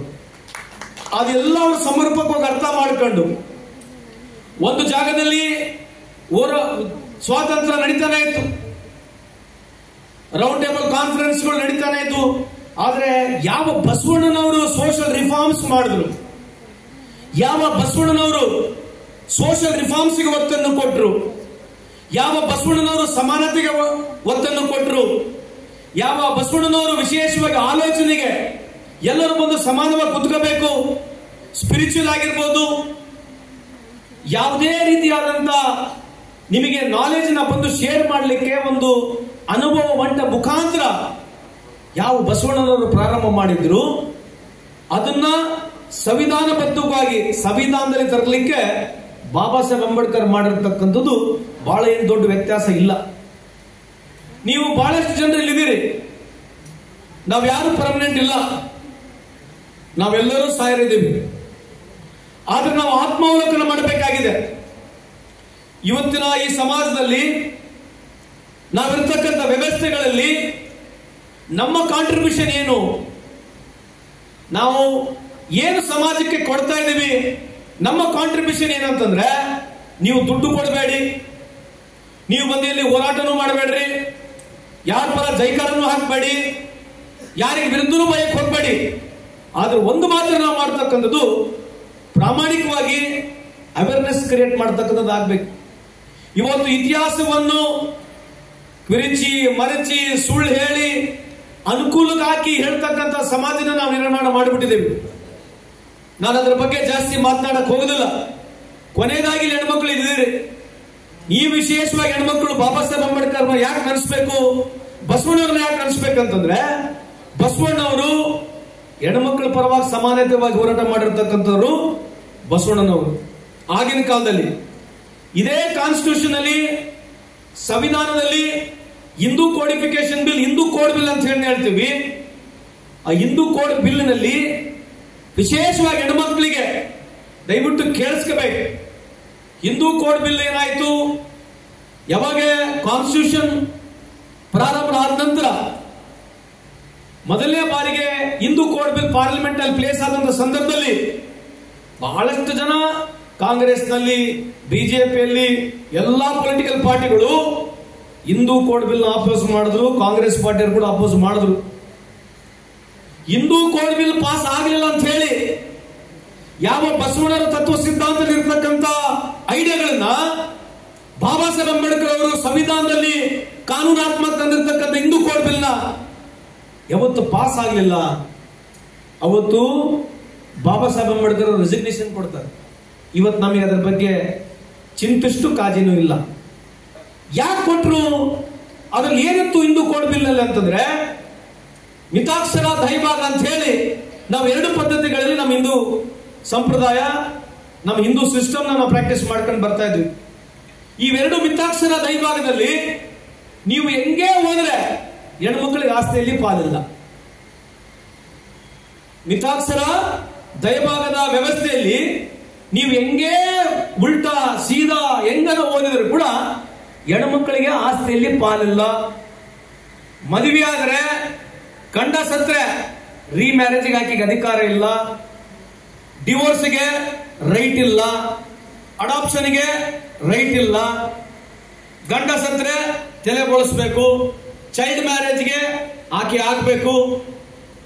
ಈ ವ್ಯವಸ್ಥೆಯಲ್ಲಿ ಕಾನೂನಾತ್ಮಕವಾಗಿ ಇವತ್ತು ನೀವು ಇಲ್ಲೇನು ಕುತ್ಕೊಂಡಿದ್ರಲ್ಲ ಮತ್ತಾಯಿ, ನೀವು ಕೋರ್ಟ್ನಾಗ ಹೋಗಿ ಇವತ್ತು ಆರ್ಟಿಕಲ್ 32 ನಲ್ಲಿ ಎಲ್ಲರಿಗೆ ಪ್ರತಿಯೊಬ್ಬರಿಗೆ ನಿಮಗೆ ಕಾನ್ಸ್ಟಿಟ್ಯೂಷನ್ ರೆಮಿಡಿ ಸಿಗ್ತಾ ಇದ್ರೆ, ಈ ಹಿಂದೂ ಕೋಡ್ ಬಿಲ್ ಪ್ರಕಾರ ನಿಮ್ ಹೆಣ್ಮಕ್ಳಿಗೆ ಆಸ್ತಿ ಸಿಗ್ತಾ ಇದ್ರೆ, ಇದು ಬಸವಣ್ಣನ ಹಾದಿಯಲ್ಲಿ ಬರೆದಿರ್ತಕ್ಕಂಥ ಬಾಬಾ ಸಾಹೇಬ್ ಅಂಬೇಡ್ಕರ್ ತಮ್ಮ ಗಮನಕ್ಕಿರಲಿ ಅಂತ ಈ ಸಂದರ್ಭ ಕೇಳಲಿಕ್ಕೆ ಬಯಸ್ತೀನಿ. ಅದಕ್ಕೆ ಬಾಬಾ ಸಾಹೇಬ್ ಅಂಬೇಡ್ಕರ್ ಕೇವಲ SC/ST ಮಾಡಲಿಲ್ಲ. ಆಯ್ತು, SC/ST ರಿಸರ್ವೇಶನ್ ಸಿಕ್ಕರೆ ಸರ್ಕಾರಿ ನೌಕರಿಗಳು ಎಷ್ಟಿದಾವೆ ರಾಷ್ಟ್ರದಲ್ಲಿ ಎಷ್ಟಿದಾವೆ ನೌಕರಿಗಳು? ಇವತ್ತು ಅನ್ಆರ್ಗನೈಸ್ ಸೆಕ್ಟರ್ ನಲ್ಲಿ ನಾವು 90% ಇದೀವಿ ನಾವು. ಅದಕ್ಕೆ ಬಾಬಾ ಸಾಹೇಬ್ ಅಂಬೇಡ್ಕರ್ ಹೇಳಿದ್ರು, reservation is a representation of A democracy. ನಾವು ರೆಪ್ರೆಸೆಂಟೇಷನ್ ಕೊಡ್ತಕ್ಕಂಥದ್ದು ಅದನ್ನ ರಿಸರ್ವೇಶನ್ ಅಂತ ತಗೋಬೇಡಿ ಅಂತ ಹೇಳಿದ್ರು. ಆಯ್ತು, ಬಹಳ ಜನ ಹೇಳ್ತಾರೆ, ಏನ್ ಸರ್ 5 ಮಾರ್ಕ್ಸ್ ಅವರು ಕಮ್ಮಿ ತಗೊಂಡ್ರು ಅವ್ರಿಗೆ ರಿಸರ್ವೇಶನ್ ಸಿಕ್ಬಿಡ್ತದೆ, ಇಲ್ಲಿ ಮೆರಿಟ್ ಮೇಲಿದ್ದವರಿಗೆ ಏನು ಇಲ್ಲ ಅಂತ ಹೇಳ್ತಾರೆ. ಆಯ್ತು ಸ್ವಾಮಿ, ಎಲ್ಲ ಇಡೀ ಭಾರತ ದೇಶದಲ್ಲಿ ಇರ್ತಕ್ಕಂಥ ಎಲ್ಲರೂ ಮೆರಿಟ್. ನಾವು ಜುಡಿಷಿಯರಿ ಮೆರಿಟ್, ಇಲ್ಲಿದ್ದಾರೆ police officer, IAS officer, executive merit, politicians merit, ಸಾರ್ವಜನಿಕರು ಎಲ್ಲರೂ ಬಹಳ ಜನ ಮೆರಿಟ್ ಗಳಿದ್ದೀರಿ. ಏನಿದೆ ವ್ಯವಸ್ಥೆ ಇವತ್ತು? ನೀವೇ ಹೋಗಿ ದುಡ್ಡು ಕೊಡ್ತೀರಿ, ನಮಗೆ ಬಂದು ನೀವೇ ದುಡ್ಡು ಕೊಡ್ತೀರಿ. ಯಾರು ದುಡ್ಡು ಕೊಟ್ಟಿಲ್ಲ ಕೈ ಇತ್ತು ನೋಡೋಣ ಇಲ್ಲಿವರೆಗೆ. ಈ ಸೀಟ್ಗಳಲ್ಲಿ ಯಾರು ಒಬ್ರು ಲಂಚ ಕೊಳ್ಳಾರ, ಒಬ್ರು ತೋರಿಸಿ ನೋಡೋಣ. ಎಲ್ಲಿದೆ ಮೆರಿಟ್? 99% ತೊಗೊಂಡು ರೊಕ್ಕ ಹೊಡಿತಾನೆ, 35% ತೊಗೊಂಡು ರೊಕ್ಕ ಹೊಡಿತಾನೆ. ಎಲ್ಲಿದೆ ಮೆರಿಟ್? ನಾನು ಇದನ್ನ ಡಿಸ್ಕರೇಜ್ ಮಾಡ್ತಾ ಇಲ್ಲ. ನಮ್ಮಲ್ಲಿ ಈ ವ್ಯವಸ್ಥೆಯಲ್ಲಿ, ಸಮಾಜದಲ್ಲಿ ನಾವು ಇದು ಪರಿಪೂರ್ವಕವಾಗಿ ನಾವು ಸರಿಯಾಗಿ ಯೋಚನೆ ಮಾಡ್ಲಾರಂಗೆ, ಚರ್ಚೆಗಳನ್ನ ಬಹಿರಂಗವಾಗಿ ಸ್ಪೋರ್ಟಿವ್ ಆಗಿ ಚರ್ಚೆ ಮಾಡ್ಲಾರಂಗೆ ಪ್ರಿಜುಡಿಸ್ ಆಗಿ ಚರ್ಚೆ ಮಾಡ್ತೀವಿ. ಈ ದೇಶ ಪ್ರತಿಯೊಬ್ಬರದಿದೆ. ಇದನ್ನು ರಾಜಕೀಯ ಪಾರ್ಟಿಗಳಿಗೆ, ರಾಜಕಾರಣಿಗಳಿಗೆ ಸೀಮಿತ ಇಲ್ಲ. ಇವತ್ತು ಪ್ರೋಗ್ರೆಸಿವ್ ಥಿಂಕರ್ಸ್, ತಾವು ಬಸವಣ್ಣವರ ಆದಿಯಾಗಿ ಬಂದಿರತಕ್ಕಂಥವ್ರು, ಎಷ್ಟೇ ಕಷ್ಟ ಇರಲಿ ಲಿಬರಲ್ ಥಿಂಕಿಂಗು, ಪ್ರೋಗ್ರೆಸಿವ್ ಥಿಂಕಿಂಗು ನಿಮ್ಮಂತವ್ರು ಮಾಡಿದ್ರೆ ಮಾತ್ರ ಸಮಾಜ ಮುಂದೆ ಹೋಗ್ಲಿಕ್ಕೆ ಸಾಧ್ಯ ಇದೆ ಅಂತ ನಿಮ್ಮಲ್ಲಿ ಕೈ ಮುಗಿದು ಮನವಿಯನ್ನು ಮಾಡಿಕೊಳ್ತೀನಿ. ಅದಕ್ಕೆ ನೀವು ಯಾವಾಗಲೂ ಎಲ್ಲ ಸರ್ಕಾರಗಳು, ಎಲ್ಲ ರಾಜಕಾರಣಿಗಳನ್ನ ಸೈಡಿಗಿಡಿ. ನೀವು ಪ್ರೋಗ್ರೆಸಿವ್ ಆಗಿ ಥಿಂಕ್ ಮಾಡಿದಕ್ಕೆ ಬಸವಣ್ಣವರು ಆಗಿನ ಕಾಲದಾಗ 12ನೇ ಶತಮಾನದಲ್ಲಿ ಬಸವಣ್ಣವರು, ಒಬ್ಬ ಬಸವಣ್ಣವರು ಥಿಂಕ್ ಮಾಡಿರ್ತಾನೆ ಇಲ್ಲಿವರೆಗೆ ಸಮಾಜ ಮುಂದೆ ಬಂದಿರುತ್ತೆ. ಯಾವ ಹೆಣ್ಮಕ್ಳು ಜಾಸ್ತಿ ಬಟ್ಟೆ ಹಾಕಂತಂದ್ರೆ ನಿಮಗೆ ಟ್ಯಾಕ್ಸ್ ಜಾಸ್ತಿ ಆಗ್ತವ ತಾಯಿ? ಏನವ ತಾಯಿ? ಇಲ್ಲೆಲ್ಲ ಕುತ್ಕೊಂಡಿದ್ರಲ್ಲ, ಇತಿಹಾಸ ಸರಿಯಾಗಿ ಓದ್ಕೊಂಡ್ರಿ, ಹೋಗಿ ನಾಚಿಕೆ ಆಗ್ತದೆ ನಮಗೆ ದೇಶದಲ್ಲಿ ಹೇಳ್ಬೇಕಾಗಿದ್ರಿ ಮಾತನ್ನ. ಯಾವ ಹೆಣ್ಮಕ್ಳು ಜಾಸ್ತಿ ಬಟ್ಟೆಯನ್ನು ಹಾಕ್ತಾ ಇದ್ರು ಆ ಬಟ್ಟಿ ಆ ಹೆಣ್ಮಕ್ಳು ಟ್ಯಾಕ್ಸ್ ಕಟ್ತಾ ಇದ್ರು. ಶೂದ್ರ ಸಮಾಜದವರು, ಸಣ್ಣ ಸಣ್ಣ ಸಮಾಜದವರು, ಕೆಳಗಿರ್ತಕ್ಕಂಥ ಸಮಾಜದವರು, ಇದನ್ನೇ ಬಸವಣ್ಣವ್ರು ನಮಗೆ ಕರ್ಕೊಂಬಂದು ಒಂದು ಮಾಡಿದ್ರು. ಇಲ್ಲೇನು ಕುತ್ಕೊಂಡಿವಲ್ಲ ನಾವೆಲ್ಲರೂ, ಇಲ್ಲೇನು ಸೇರಿದೀವಲ್ಲ ನಾವೆಲ್ಲರೂ, ಯಾರು ಇದೆಲ್ಲ ಮಾಡಿರ್ತಕ್ಕಂಥ ರಿಫಾರ್ಮ್ಸ್? ಅದಕ್ಕೆ ಇತಿಹಾಸನ ಸರಿ ಓದಿ ಅರ್ಥ ಮಾಡ್ಕೊಂಡು ಮಾತನಾಡಿದ್ರೆ ಅರ್ಥ ಆಗುತ್ತೆ. ಇತಿಹಾಸನ ಸರಿಗೆ ಅರ್ಥ ಮಾಡ್ಕೊಳ್ಳೋರಂಗೆ ಏನೋ ಸುಮ್ಮನೆ ಮಾತನಾಡ್ಬಿಡೋದು ರೀ. ಇದು ಪ್ರಪಂಚದಲ್ಲಿ ಇವತ್ತಿನ ವ್ಯವಸ್ಥೆಗಳಲ್ಲಿ ಎಲ್ಲ ಅನುಕೂಲಕ್ಕಾಗಿ ಮಾತನಾಡ್ತಕ್ಕಂಥ ಸಮಾಜ ನಾವು ನಿರ್ಣಯ ಮಾಡಿಬಿಟ್ಟಿದ್ದೀವಿ. ಅದಕ್ಕೆ ಯಾವಾಗಲೂ ಫಿಲಾಸಫರ್ಸ್ಗಳು, ಸ್ಪಿರಿಚುವಲ್ ಗುರುಗಳು ಯಾವತ್ತು ನಮಗೆ ದಾರಿದೀಪ ಆಗಿ ಮಾರ್ಗದರ್ಶನ ಮಾಡಿರ್ತಕ್ಕಂಥ ನಿದರ್ಶನಗಳು ಹ್ಯೂಮನ್ ರೈಸಸ್ ಇದೆ. ಆದ್ರೆ ಇವತ್ತೇನಾಗಿದೆ, ಸ್ಪಿರಿಚುವಲ್ ಗುರುಗಳು, ಮಾಧ್ಯಮ, ಪೊಲಿಟಿಷಿಯನ್ಸು, ಎಕ್ಸಿಕ್ಯೂಟಿವ್ ಎಲ್ಲ ದಂಧೆ ಮಾಡಕ್ ಕೂತ್ಕೊಂಡ್ಬಿಟ್ಟಿದೀವಿ. ಅವನಿಗೆ ಏನ್ ರೊಕ್ಕ ಜಾಸ್ತಿ ಇರ್ಬೇಕು ಆಟ, ಅವನು ಕೊಡ ತೋಡ ವ್ಯವಹಾರ ಹೆಂಗ್ ಫಾಸ್ಟ್ ಚಾಲು ಆಗತ್ತಂತಂದ್ರೆ ಎಷ್ಟೇ ಅವನ ಆಸ್ತಿ. ನೋಬೆಲ್ ಪ್ರೈಸ್ ವಿನ್ನರ್ ಹೆಸರುಗಳು ಗೊತ್ತಿಲ್ಲ. ನಮ್ಮ ಮಕ್ಕಳಿಗೆ, ನಮ್ಮ ಮೊಮ್ಮಕ್ಕಳಿಗೆ ಹೋಗಿ ಕೇಳ್ರಿ, ನೀನ್ ಏನಾಗ್ಬೇಕಂತಿದ್ರೆ ನಾನು ದೀಪಿಕಾ ಪಡ್ಕನ್ ನನಗೆ ಆಗ್ಬೇಕಿದ್ರೆ ನನ್ನ ಮಗಳು ಹೇಳೋದು. ನೀವೇನ್ ಕಳಿಸ್ತಾ ಇದ್ದೀರಿ, ನಿಮ್ದೇನು ಕಾಂಟ್ರಿಬ್ಯೂಷನ್ ಇದೆ ನಿಮ್ಮ ಮಕ್ಕಳ ಮೇಲೆ? ಝೀರೋ. ನಂದೇನು ಕಾಂಟ್ರಿಬ್ಯೂಷನ್ ಇದೆ? ಝೀರೋ. ನಾವ್ ಎಲ್ಲಿಗೆ ಬಂದ್ಬಿಟ್ಟಿದೀವಿ ಅಂತಂದ್ರೆ, ಬೇಜಾರಾಗಿದೆಯಾ? ಅಲ್ಲ, ಮತ್ತೆ ಕಲ್ಗಿಲ್ ಬೆಳಿಬೇಡ.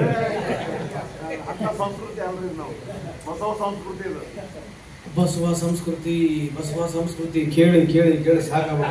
ನಿಮ್ಮೂರದೇ ಪದ್ಧತಿ ಐತೆ, ಆಮೇಲೆ ಹೇಳ್ತೇನೆ ಒಂದ್ಸಲಿ. ಏನು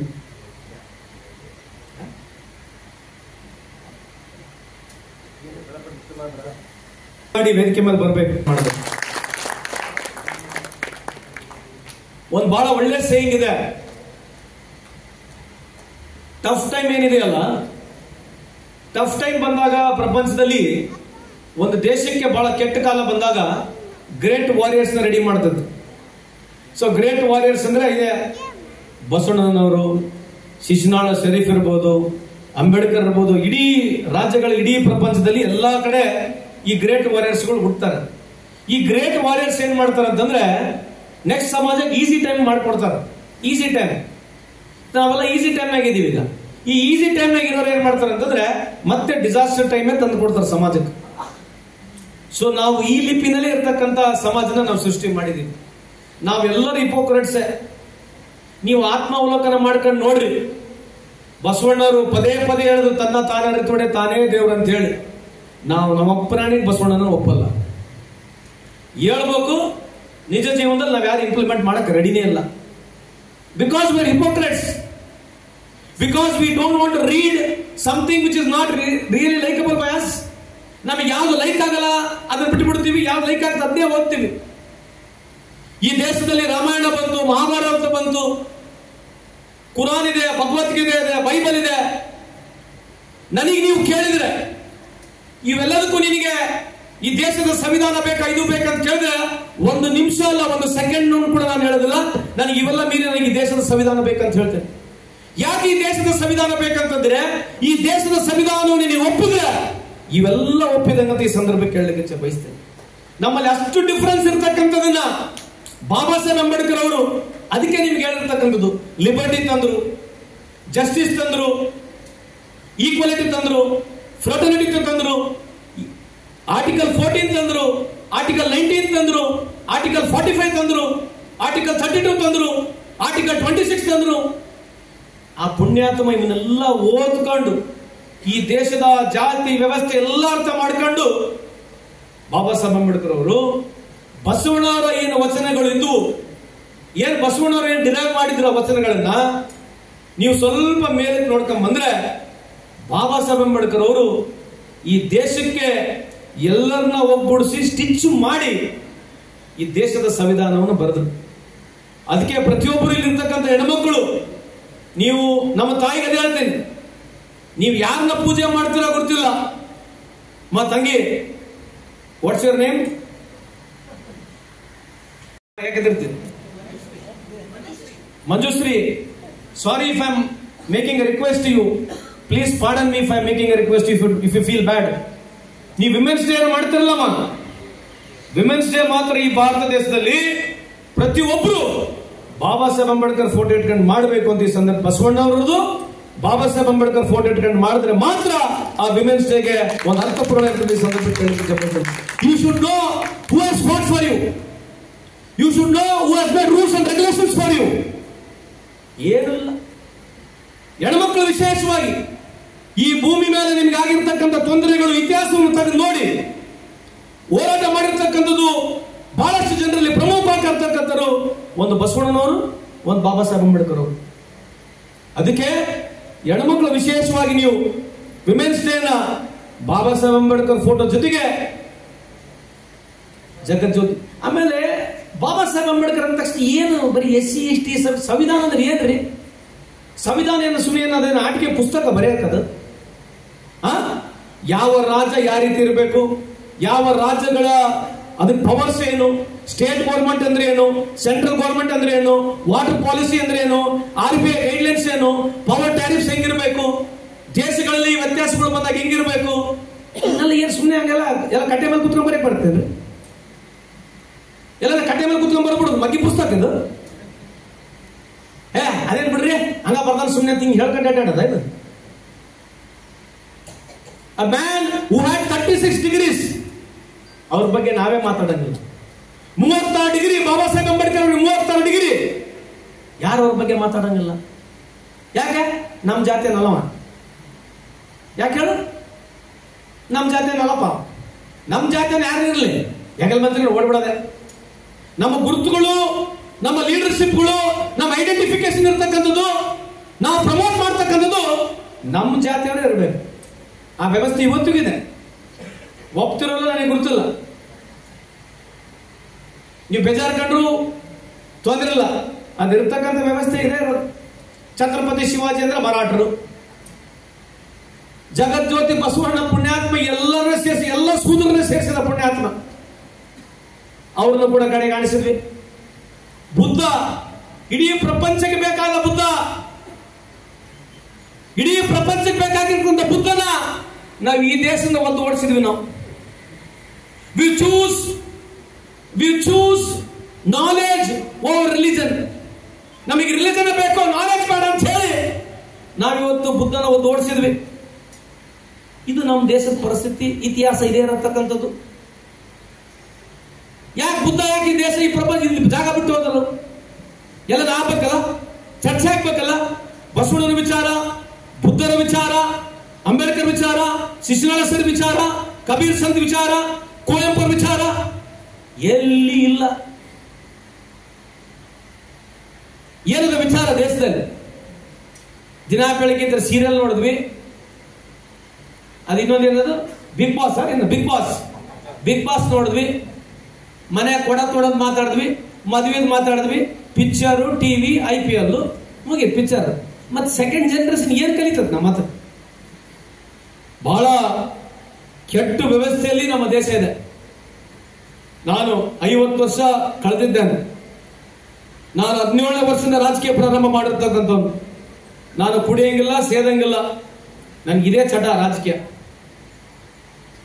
ನಾನೇನು ಬಹಳ ದೊಡ್ಡ ಗ್ರೇಟು, ನಾನು ಮಾತನಾಡ್ತಕ್ಕ ನಾನು ಬಹಳ ನಾಲೆಜಬಲ್ ಅಂತ ಅನ್ಕೋಬೇಡಿ.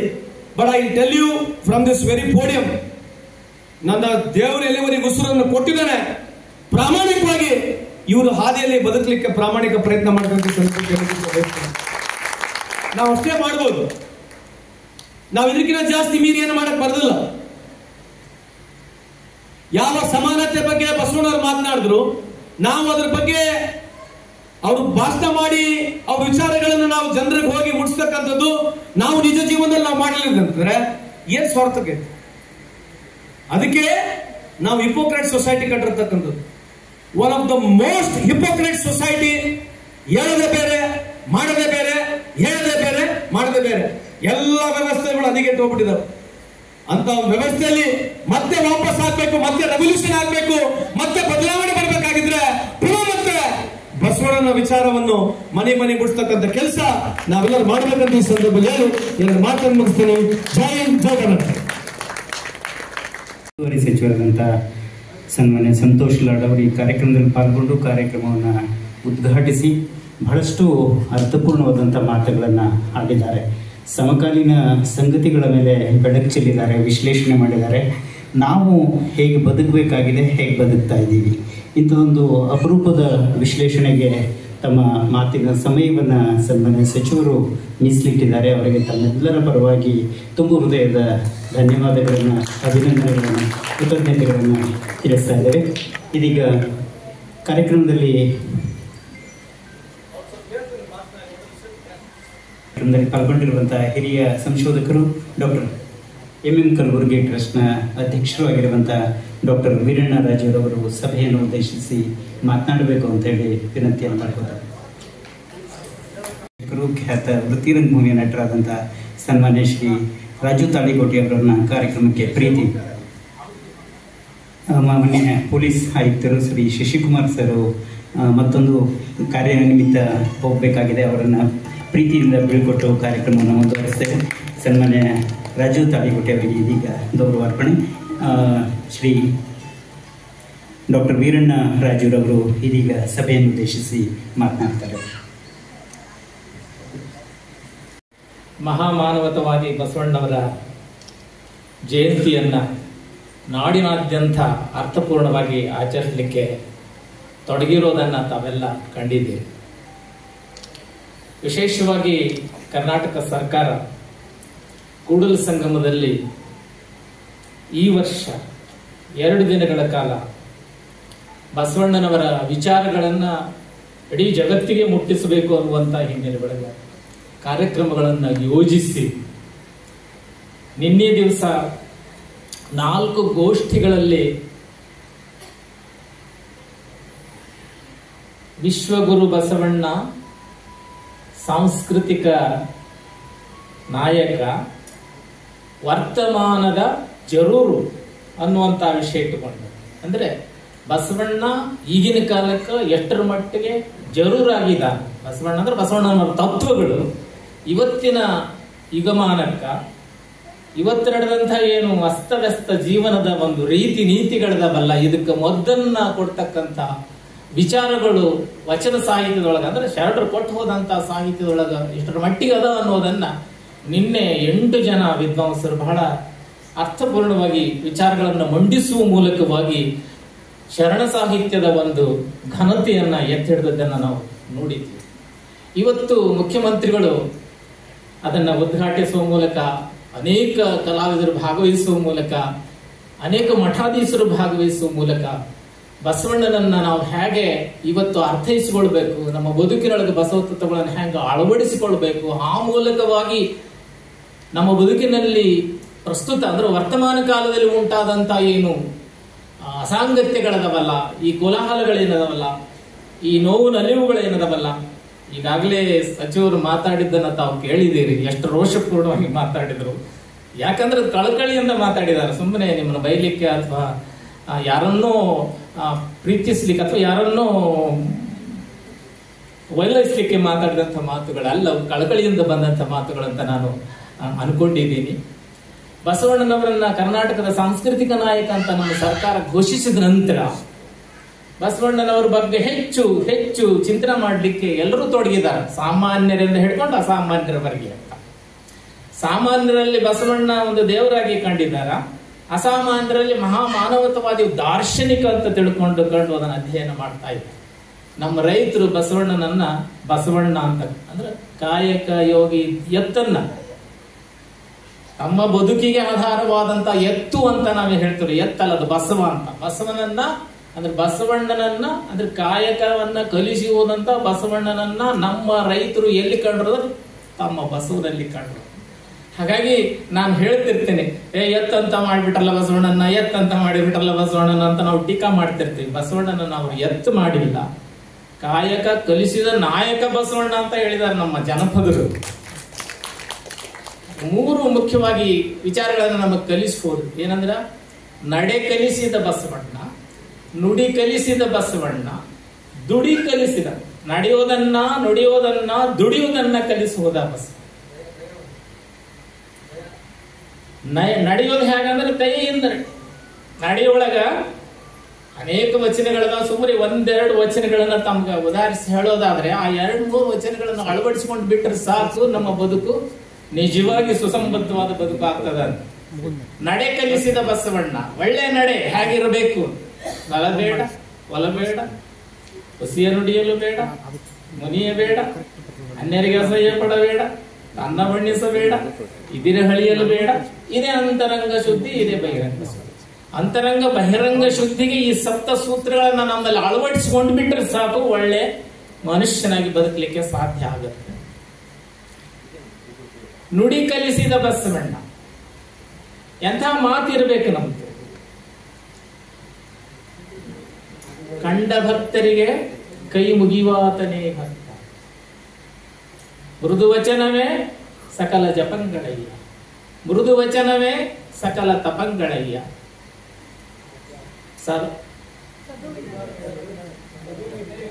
ಸದಾ ಶಿವನೊಲೆ ಅಂದ್ರೆ ಒಳ್ಳೆ ನುಡಿ, ಒಳ್ಳೆ ನಡೆ ಮತ್ತು ಒಳ್ಳೆ ದುಡಿಮೆ. ದುಡಿಲಿಕ್ಕೆ ಕಲಿಸಿದಂತ ಬಸವಣ್ಣನನ್ನ ನಾವಿವತ್ತು ಮರೆತು ಬಿಟ್ಟಿದ್ದೀವಿ. ಅಂದ್ರೆ ಈಗಾಗಲೇ ಸಚಿವರು ಹೇಳಿದ ಹಾಗೆ ನಮ್ಮ ಪರಂಪರೆಯಲ್ಲಿ ಎರಡು ರೀತಿಯ ಬದುಕಿತ್ತು. ಒಂದು ದುಡಿಯೋ ಬದುಕು, ಇನ್ನೊಂದು ಉಣ್ಣೋ ಬದುಕು. ಎರಡು ಸಂಸ್ಕೃತಿಗಳಿದ್ವು ಅಂತ ಹೇಳ್ತೀವಿ. ಉಣ್ಣೋರ ಸಂಸ್ಕೃತಿ ಒಂದು, ದುಡಿಯೋರ ಸಂಸ್ಕೃತಿ ಒಂದು. ಬಸವಣ್ಣ ಉಣ್ಣೋರ ಸಂಸ್ಕೃತಿಯಲ್ಲಿ ಹುಟ್ಟಿದಾನ, ಆದ್ರೆ ಅವನ ದೃಷ್ಟಿ ಇಟ್ಟಿದ್ದು ದುಡಿಯೋ ಸಂಸ್ಕೃತಿ. ಹೀಗಾಗಿನೇ ನಾವು ದೀನರು, ದಲಿತರು, ದಮನಿತರು ಅಂತ ನಾವು ಹೇಳ್ತೀವಲ್ಲ, ಆ ದಮನಿತರಿಗೆ ದನಿಯಾಗಿ ಅವರ ಬದುಕನ್ನ ಹಸನ್ ಮಾಡಲಿಕ್ಕೇನೆ ತಮ್ಮ ಇಡೀ ಬದುಕನ್ನ ಸಮರ್ಪಣೆ ಮಾಡಿದಂತ ಒಬ್ಬ ಮಹಾನ್ ವ್ಯಕ್ತಿ ಅಂದ್ರೆ ಆ ಬಸವಣ್ಣನವರು. ಬಸವಣ್ಣನವರ ತತ್ವಗಳು ನಾವು ಹೇಳ್ತೀವಿ ಬಾಯಿಲ್ಲೇ, ಆದ್ರೆ ಅವನ ಆಚರಣೆಯಲ್ಲೇ ತರಲಿಕ್ಕೆ ನಾವು ಇನ್ನೂ ಸಿದ್ಧರಿಲ್ಲ ಅಂತ ಅನಿಸ್ತದ. ಸರಳಗನ್ನಡದೊಳಗೆ ಬರೆದು ಹೋಗಿದ್ದಾರೆ. ಸರಳಗನ್ನಡದಾಗ ಇದ್ದಂತ ಈ ವಿಚಾರಗಳನ್ನ ನಮ್ಮಲ್ಲಿ ಅಳವಡಿಸಿಕೊಳ್ಳುವ ಮೂಲಕ ನಾವು ನಮ್ಮ ಬದುಕನ್ನ ಹಸನ್ ಮಾಡಿಕೊಳ್ಳಾರ್ದ ಬಿಟ್ರೆ, ಒಬ್ಬ ಶರಣ ಹೇಳ್ತಾನೆ, ಬಸವಣ್ಣನಿಂದ ಬದುಕಿತ್ತಿ ಲೋಕ. ಇವತ್ತಿನ ಎಲ್ಲ ಸಮಸ್ಯೆಗಳಿಗೆ, ಎಲ್ಲ ಸಂಗತಿಗಳಿಗೆ ಪರಿಹಾರ ಸೂತ್ರಗಳು ಎಲ್ಲಿದಾವ ಅಂತಂದ್ರೆ ಬಸವಣ್ಣಲ್ಲಿದಾವ. ಹಾಗಾಗಿನೇ ಬಸವಣ್ಣನಿಂದ ಮಾತ್ರ ಇವತ್ತಿನ ಎಲ್ಲ ಸಮಸ್ಯೆಗಳನ್ನ ಪರಿಹರಿಸಿಕೊಳ್ಳಿಕ್ಕೆ ನಮ್ಗೆ ಸಾಧ್ಯ ಆಗತ್ತ. ಅಂತ ಒಂದು ಕಲ್ಯಾಣ ರಾಜ್ಯವನ್ನ ಕಟ್ಟುವುದಲ್ಲ. ಯಾಕಂದ್ರೆ ಬೇಡುವರಿಲ್ಲದಂತ ಒಂದು ಕಲ್ಯಾಣ ಕಟ್ಟಿದ್ರು. ಅಂದ್ರೆ ಎಲ್ಲರೂ ದುಡಿತಿದ್ರು, ಹೊಡಿತಿದ್ರು, ಕೊಡ್ತಿದ್ರು. ಅಂದ್ರೆ ಕಾಯಕ ಮತ್ತು ದಾಸೋಹ ಅನ್ನುವಂಥ ಮುಖ್ಯ ತತ್ವಗಳ ಹಿನ್ನೆಲೆ ಒಳಗೆ ಒಂದು ಸ್ವಾವಲಂಬಿ, ಸ್ವಾಭಿಮಾನದ ಬದುಕನ್ನ ಹುಟ್ಟು ಹಾಕಿ ಹೋದಂತ ಬಸವಣ್ಣನವರ ತತ್ವಗಳು ಎಂದೆಂದಿಗೂ ಸಹಿತ ಅವು ಪ್ರಸ್ತುತ ಆಗಿದಾವ. ಅವನ್ನ ನಮ್ಮಲ್ಲಿ ಅಳವಡಿಸಿಕೊಳ್ಳುವ ಮೂಲಕವಾಗಿ ನಾವು ಒಳ್ಳೆಯ ಸಮಾಜವನ್ನ, ಒಳ್ಳೆಯ ಬದುಕನ್ನ, ಒಳ್ಳೆಯ ರಾಷ್ಟ್ರವನ್ನ ಕಟ್ಟಲಿಕ್ಕೆ ಪ್ರಯತ್ನ ಮಾಡೋಣ ಅನ್ನುವಂತ ಮಾತನ್ನ ಈ ಸಂದರ್ಭದಲ್ಲಿ ಹೇಳ್ತಾ, ಹೆಚ್ಚಿಗೆ ಮಾತಾಡೋದು ಬೇಡ ಅಂತ ಅನಿಸುತ್ತೆ. ಇನ್ನು ಬೇಕಾದಷ್ಟು ಉಪನ್ಯಾಸವನ್ನ ಹೆಚ್ಚಿಗೆ ಮಾಡಲಿ. ಒಟ್ಟಿಗಾಗಿ ಕೊನೆ ಮಾತು ಏನ್ ಹೇಳೋದಂತಂದ್ರೆ, ಬಸವ ತತ್ವಗಳು ನಮ್ಮ ಬದುಕಿಗೆ ದಾರಿ ದೀಪ ಆಗ್ತಾವ. ಆ ಬೆಳಕಿನೊಳಗ ಸಾಗಿದ್ರೆ ನಾವು ಒಳ್ಳೆ ಗುರಿಯನ್ನ ಮುಟ್ಲಿಕ್ಕೆ ಸಾಧ್ಯ ಆಗತ್ತೆ. ಆ ಜ್ಯೋತಿಯನ್ನ ಹಿಡ್ಕೊಂಡ ಹೋಗೋಣ. ಜಗಜ್ಯೋತಿ ಅಂತ ನಾವು ಹೇಳೋದು ಏನದಲ್ಲ, ಅದು ಸುಮ್ಮನೆ ಅವರನ್ನ ಹೊಗಳಿಕ್ಕೆ ಹೇಳೋ ಮಾತಲ್ಲ. ಒಂದು ಮಾತು ಏನು ಅಂತಂದ್ರೆ, ಬಸವಣ್ಣನವರನ್ನ ನಾವು ದೇವರನ್ನಾಗಿ ಮಾಡೋದು ಬೇಡ.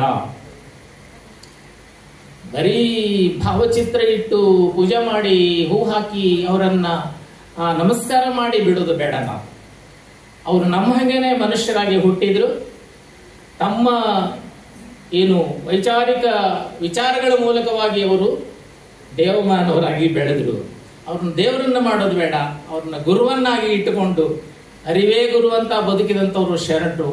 ಆ ಗುರುವಿನ ಮಾರ್ಗದರ್ಶನದ ಮೂಲಕವಾಗಿ ನಾವು ನಮ್ಮ ಬದುಕನ್ನ ರೂಪಿಸಿಕೊಳ್ಳೋಣ, ಇವತ್ತಿನ ಎಲ್ಲ ಸಮಸ್ಯೆಗಳಿಗೆ ಪರಿಹಾರನ ಕಂಡುಕೊಳ್ಳೋಣ ಅನ್ನುವಂಥ ಮಾತನ್ನ ಹೇಳ್ತಾ, ಈ ಸಂದರ್ಭದೊಳಗೆ ನನಗೆ ಅವಕಾಶ ಕೊಟ್ಟು ಮಾತಾಡಲಿಕ್ಕೆ ಜಿಲ್ಲಾಡಳಿತಕ್ಕೆ ಮತ್ತು ನಮ್ಮ ಸಂಸ್ಕೃತಿ ಇಲಾಖೆಯ ನಿರ್ದೇಶಕರಿಗೆ ಮತ್ತು ತಮ್ಮೆಲ್ಲರಿಗೂ ಅನಂತ ಶರಣಾರ್ಥಿಗಳನ್ನು ಸಲ್ಲಿಸಿ ನಾನು ಮಾತಾ ಮುಗಿಸ್ತೇನೆ.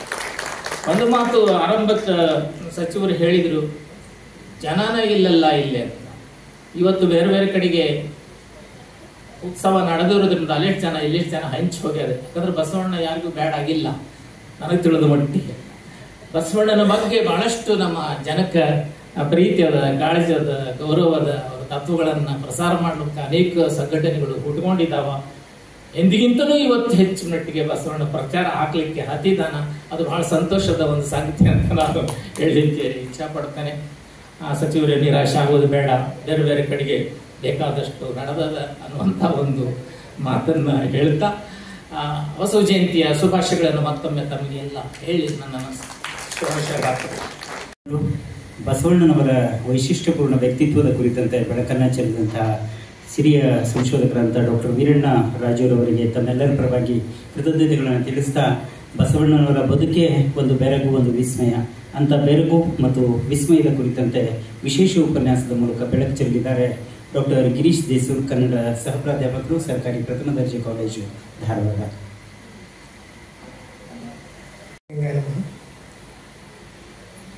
ಆಯಿತು ಬಸವ ನಿಮ್ಮಿಂದ ಗುರುಸ್ವಾಯತೆಯನಗೆ, ಆಯಿತು ಬಸವ ನಿಮ್ಮಿಂದ ಲಿಂಗಸ್ವಾಯತೆಯನಗೆ, ಆಯಿತು ಬಸವ ನಿಮ್ಮಿಂದ ಜಂಗಮ ಸ್ವಾಯತೆಯನಗೆ, ಆಯಿತು ಬಸವ ನಿಮ್ಮಿಂದ ಪ್ರಸಾದ ಸ್ವಾಯತೆಯನಗೆ, ಇಂತಿ ಚತುರಿದ ಸಾಯತವ ನೀವೇ ಆಗು ಮಾಡಿದಿರಿಯಾಗಿ ಗುಹೇಶ್ವರ ಲಿಂಗಕ್ಕೆ ವಿಳಾಸವಾಗಿರಯ್ಯ ಸಂಗನ ಬಸವ ಪ್ರಭು. ಇವತ್ತು ಜಿಲ್ಲಾಡಳಿತ ಮತ್ತು ಕನ್ನಡ ಹಾಗೂ ಸಂಸ್ಕೃತಿ ಇಲಾಖೆ ಧಾರವಾಡದವರ ವತಿಯಿಂದ ಹಮ್ಮಿಕೊಂಡಿರ್ತಕ್ಕಂಥ ಕರ್ನಾಟಕದ ಸಾಂಸ್ಕೃತಿಕ ನಾಯಕ ವಿಶ್ವಗುರು ಬಸವಣ್ಣನವರ ಈ ಜಯಂತ್ಯೋತ್ಸವದ ಕಾರ್ಯಕ್ರಮದಲ್ಲಿ ಭಾಗವಹಿಸಿರುವ ವೇದಿಕೆಯ ಮೇಲೆ ಉಪಸ್ಥಿತರಿರ್ತಕ್ಕಂಥ ಸನ್ಮಾನ್ಯ ಸಚಿವರಾದಂತಹ ಸಂತೋಷ್ ಲಾಡ್ ಸಾಹೇಬರು ಮತ್ತು ವೇದಿಕೆ ಮೇಲಿನ ಎಲ್ಲರೂ ವಿದ್ಯಾಗುರುಗಳಾದಂತಹ ರಾಜೂರ್ ಸರ್ ಅವರೇ ಮತ್ತು ಚಂದ್ರಕಾಂತ್ ಪಲ್ಲಕ್ ಸರ್ ಅವರೇ ಹಾಗೂ ಎಲ್ಲ ಗಣ್ಯಮಾನ್ಯರೇ ಮತ್ತು ವೇದಿಕೆಯ ಮುಂದೆ ಆಸೀನರಾಗಿರ್ತಕ್ಕಂಥ ಎಲ್ಲ ಶರಣರೇ, ತಮ್ಮೆಲ್ಲರಿಗೂ ಹೃತ್ಪೂರ್ವಕವಾಗಿರುವ ಶರಣಾರ್ಥಿ. ಈಗಾಗಲೇ ಅನೇಕ ವಿಷಯಗಳು ಪ್ರಸ್ತಾಪ ಆಗಿದ್ದಾವೆ. ಮುಖ್ಯ ಭಾಷಣಕಾರ ವಿಶೇಷ ಉಪನ್ಯಾಸವನ್ನು ಸಂತೋಷ್ ಲಾಡ್ ಸಾಹೇಬರು ನೀಡಿದ್ದಾರೆ. ಆದರೂ ಕೆಲವು ವಿಚಾರಗಳನ್ನು ನಾನು ತಮ್ಮೊಂದಿಗೆ ಹಂಚಿಕೊಳ್ಳಿಕ್ಕೆ ಇಷ್ಟಪಡ್ತೇನೆ.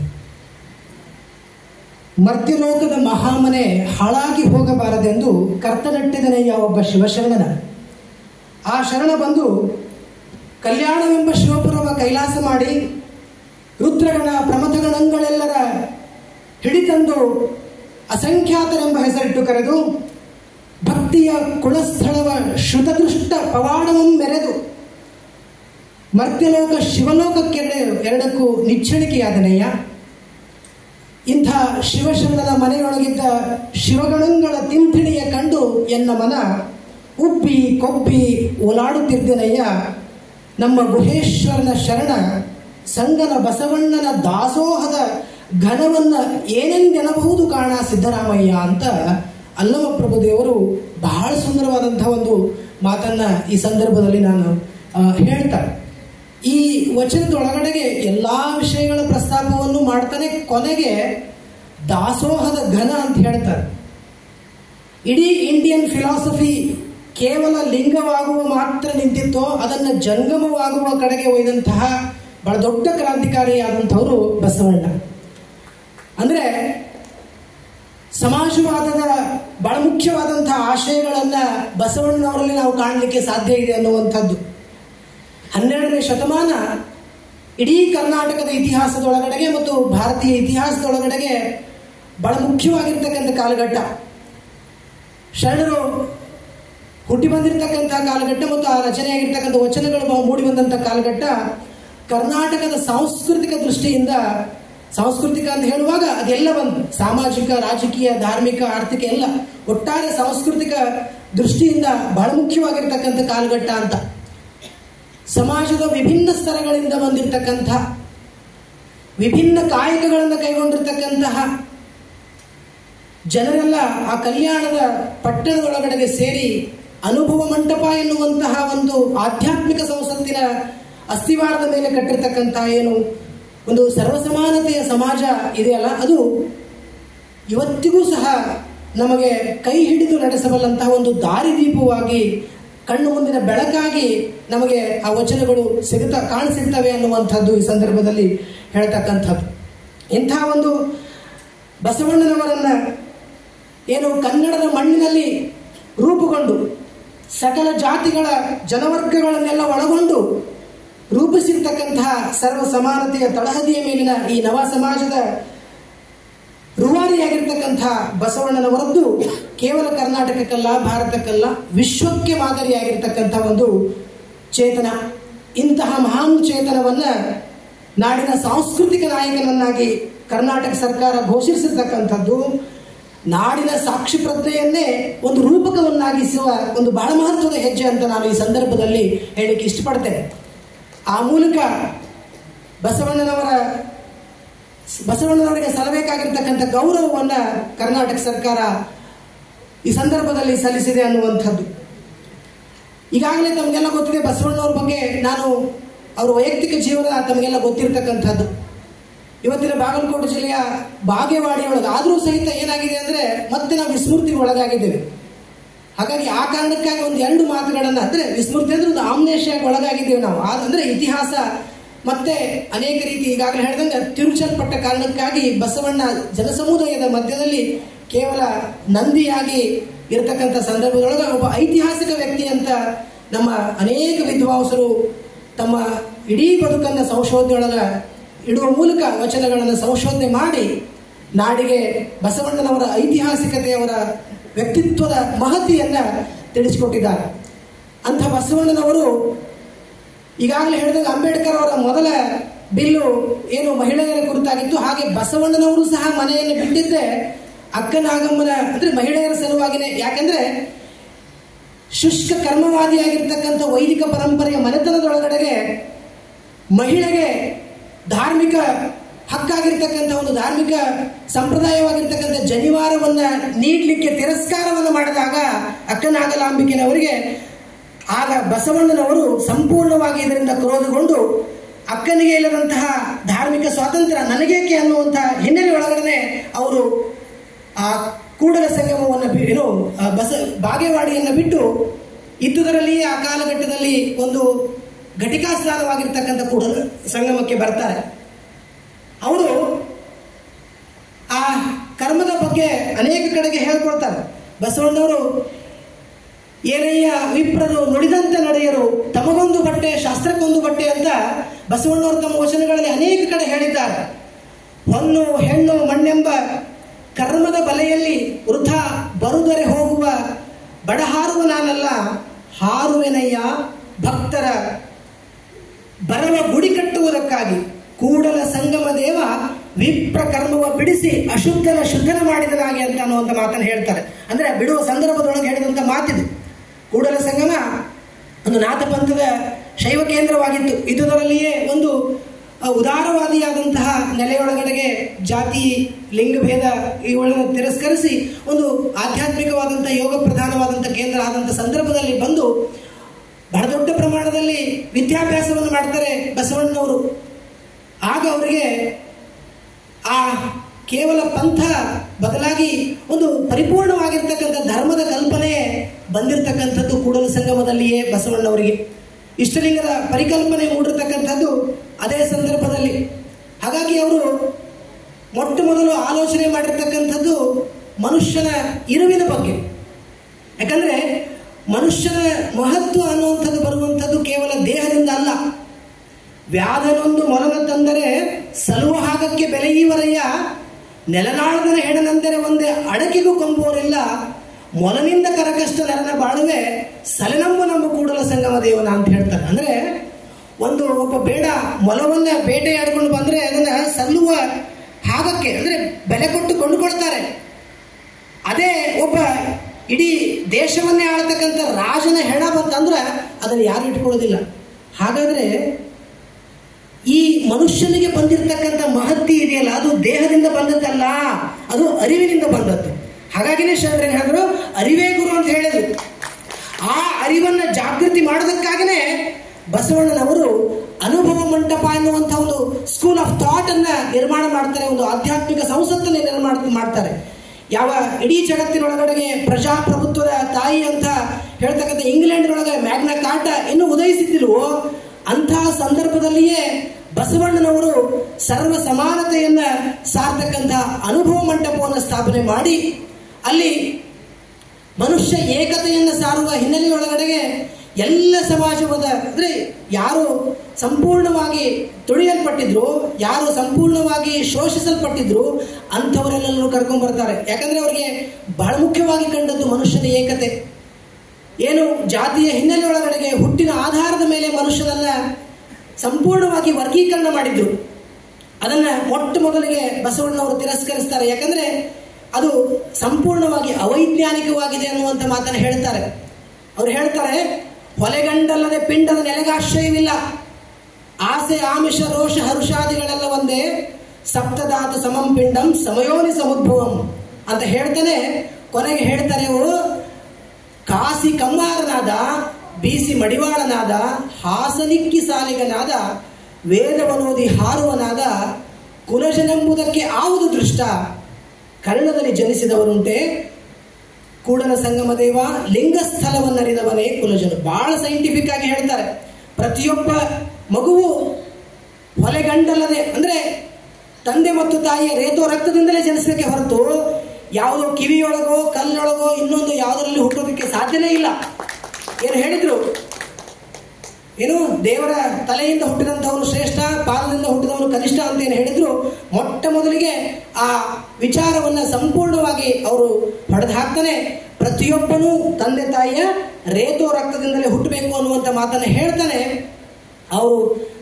ಅವರವರು ಕೈಗೊಂಡಿರ್ತಕ್ಕಂಥ ಕಾಯಕಗಳ ಮೂಲಕ, ವೃತ್ತಿಗಳ ಮೂಲಕ ಅವುಗಳು ಜಾತಿಗಳಾದವೆ ಹೊರತು ಯಾರೂ ಸಹಿತ ಹುಟ್ಟಿನಿಂದಲೇ ಆ ಜಾತಿಯಲ್ಲಿ ಹುಟ್ಟಬೇಕೆನ್ನುವಂತಹ ಹಿನ್ನೆಲೆ ಒಳಗಡೆಗೆ ಅಪ್ಲಿಕೇಶನ್ ಅನ್ನು ಹಾಕೊಂಡು ಹುಟ್ಟಿರೋದಿಲ್ಲ ಅನ್ನೋದನ್ನ ಬಸವಣ್ಣನವರು ಸಂಪೂರ್ಣವಾಗಿ ಈ ಅವೈಜ್ಞಾನಿಕವಾಗಿರ್ತಕ್ಕಂತಹ ತತ್ವವನ್ನು ಕಡೆಗಣಿಸ್ತಾರೆ.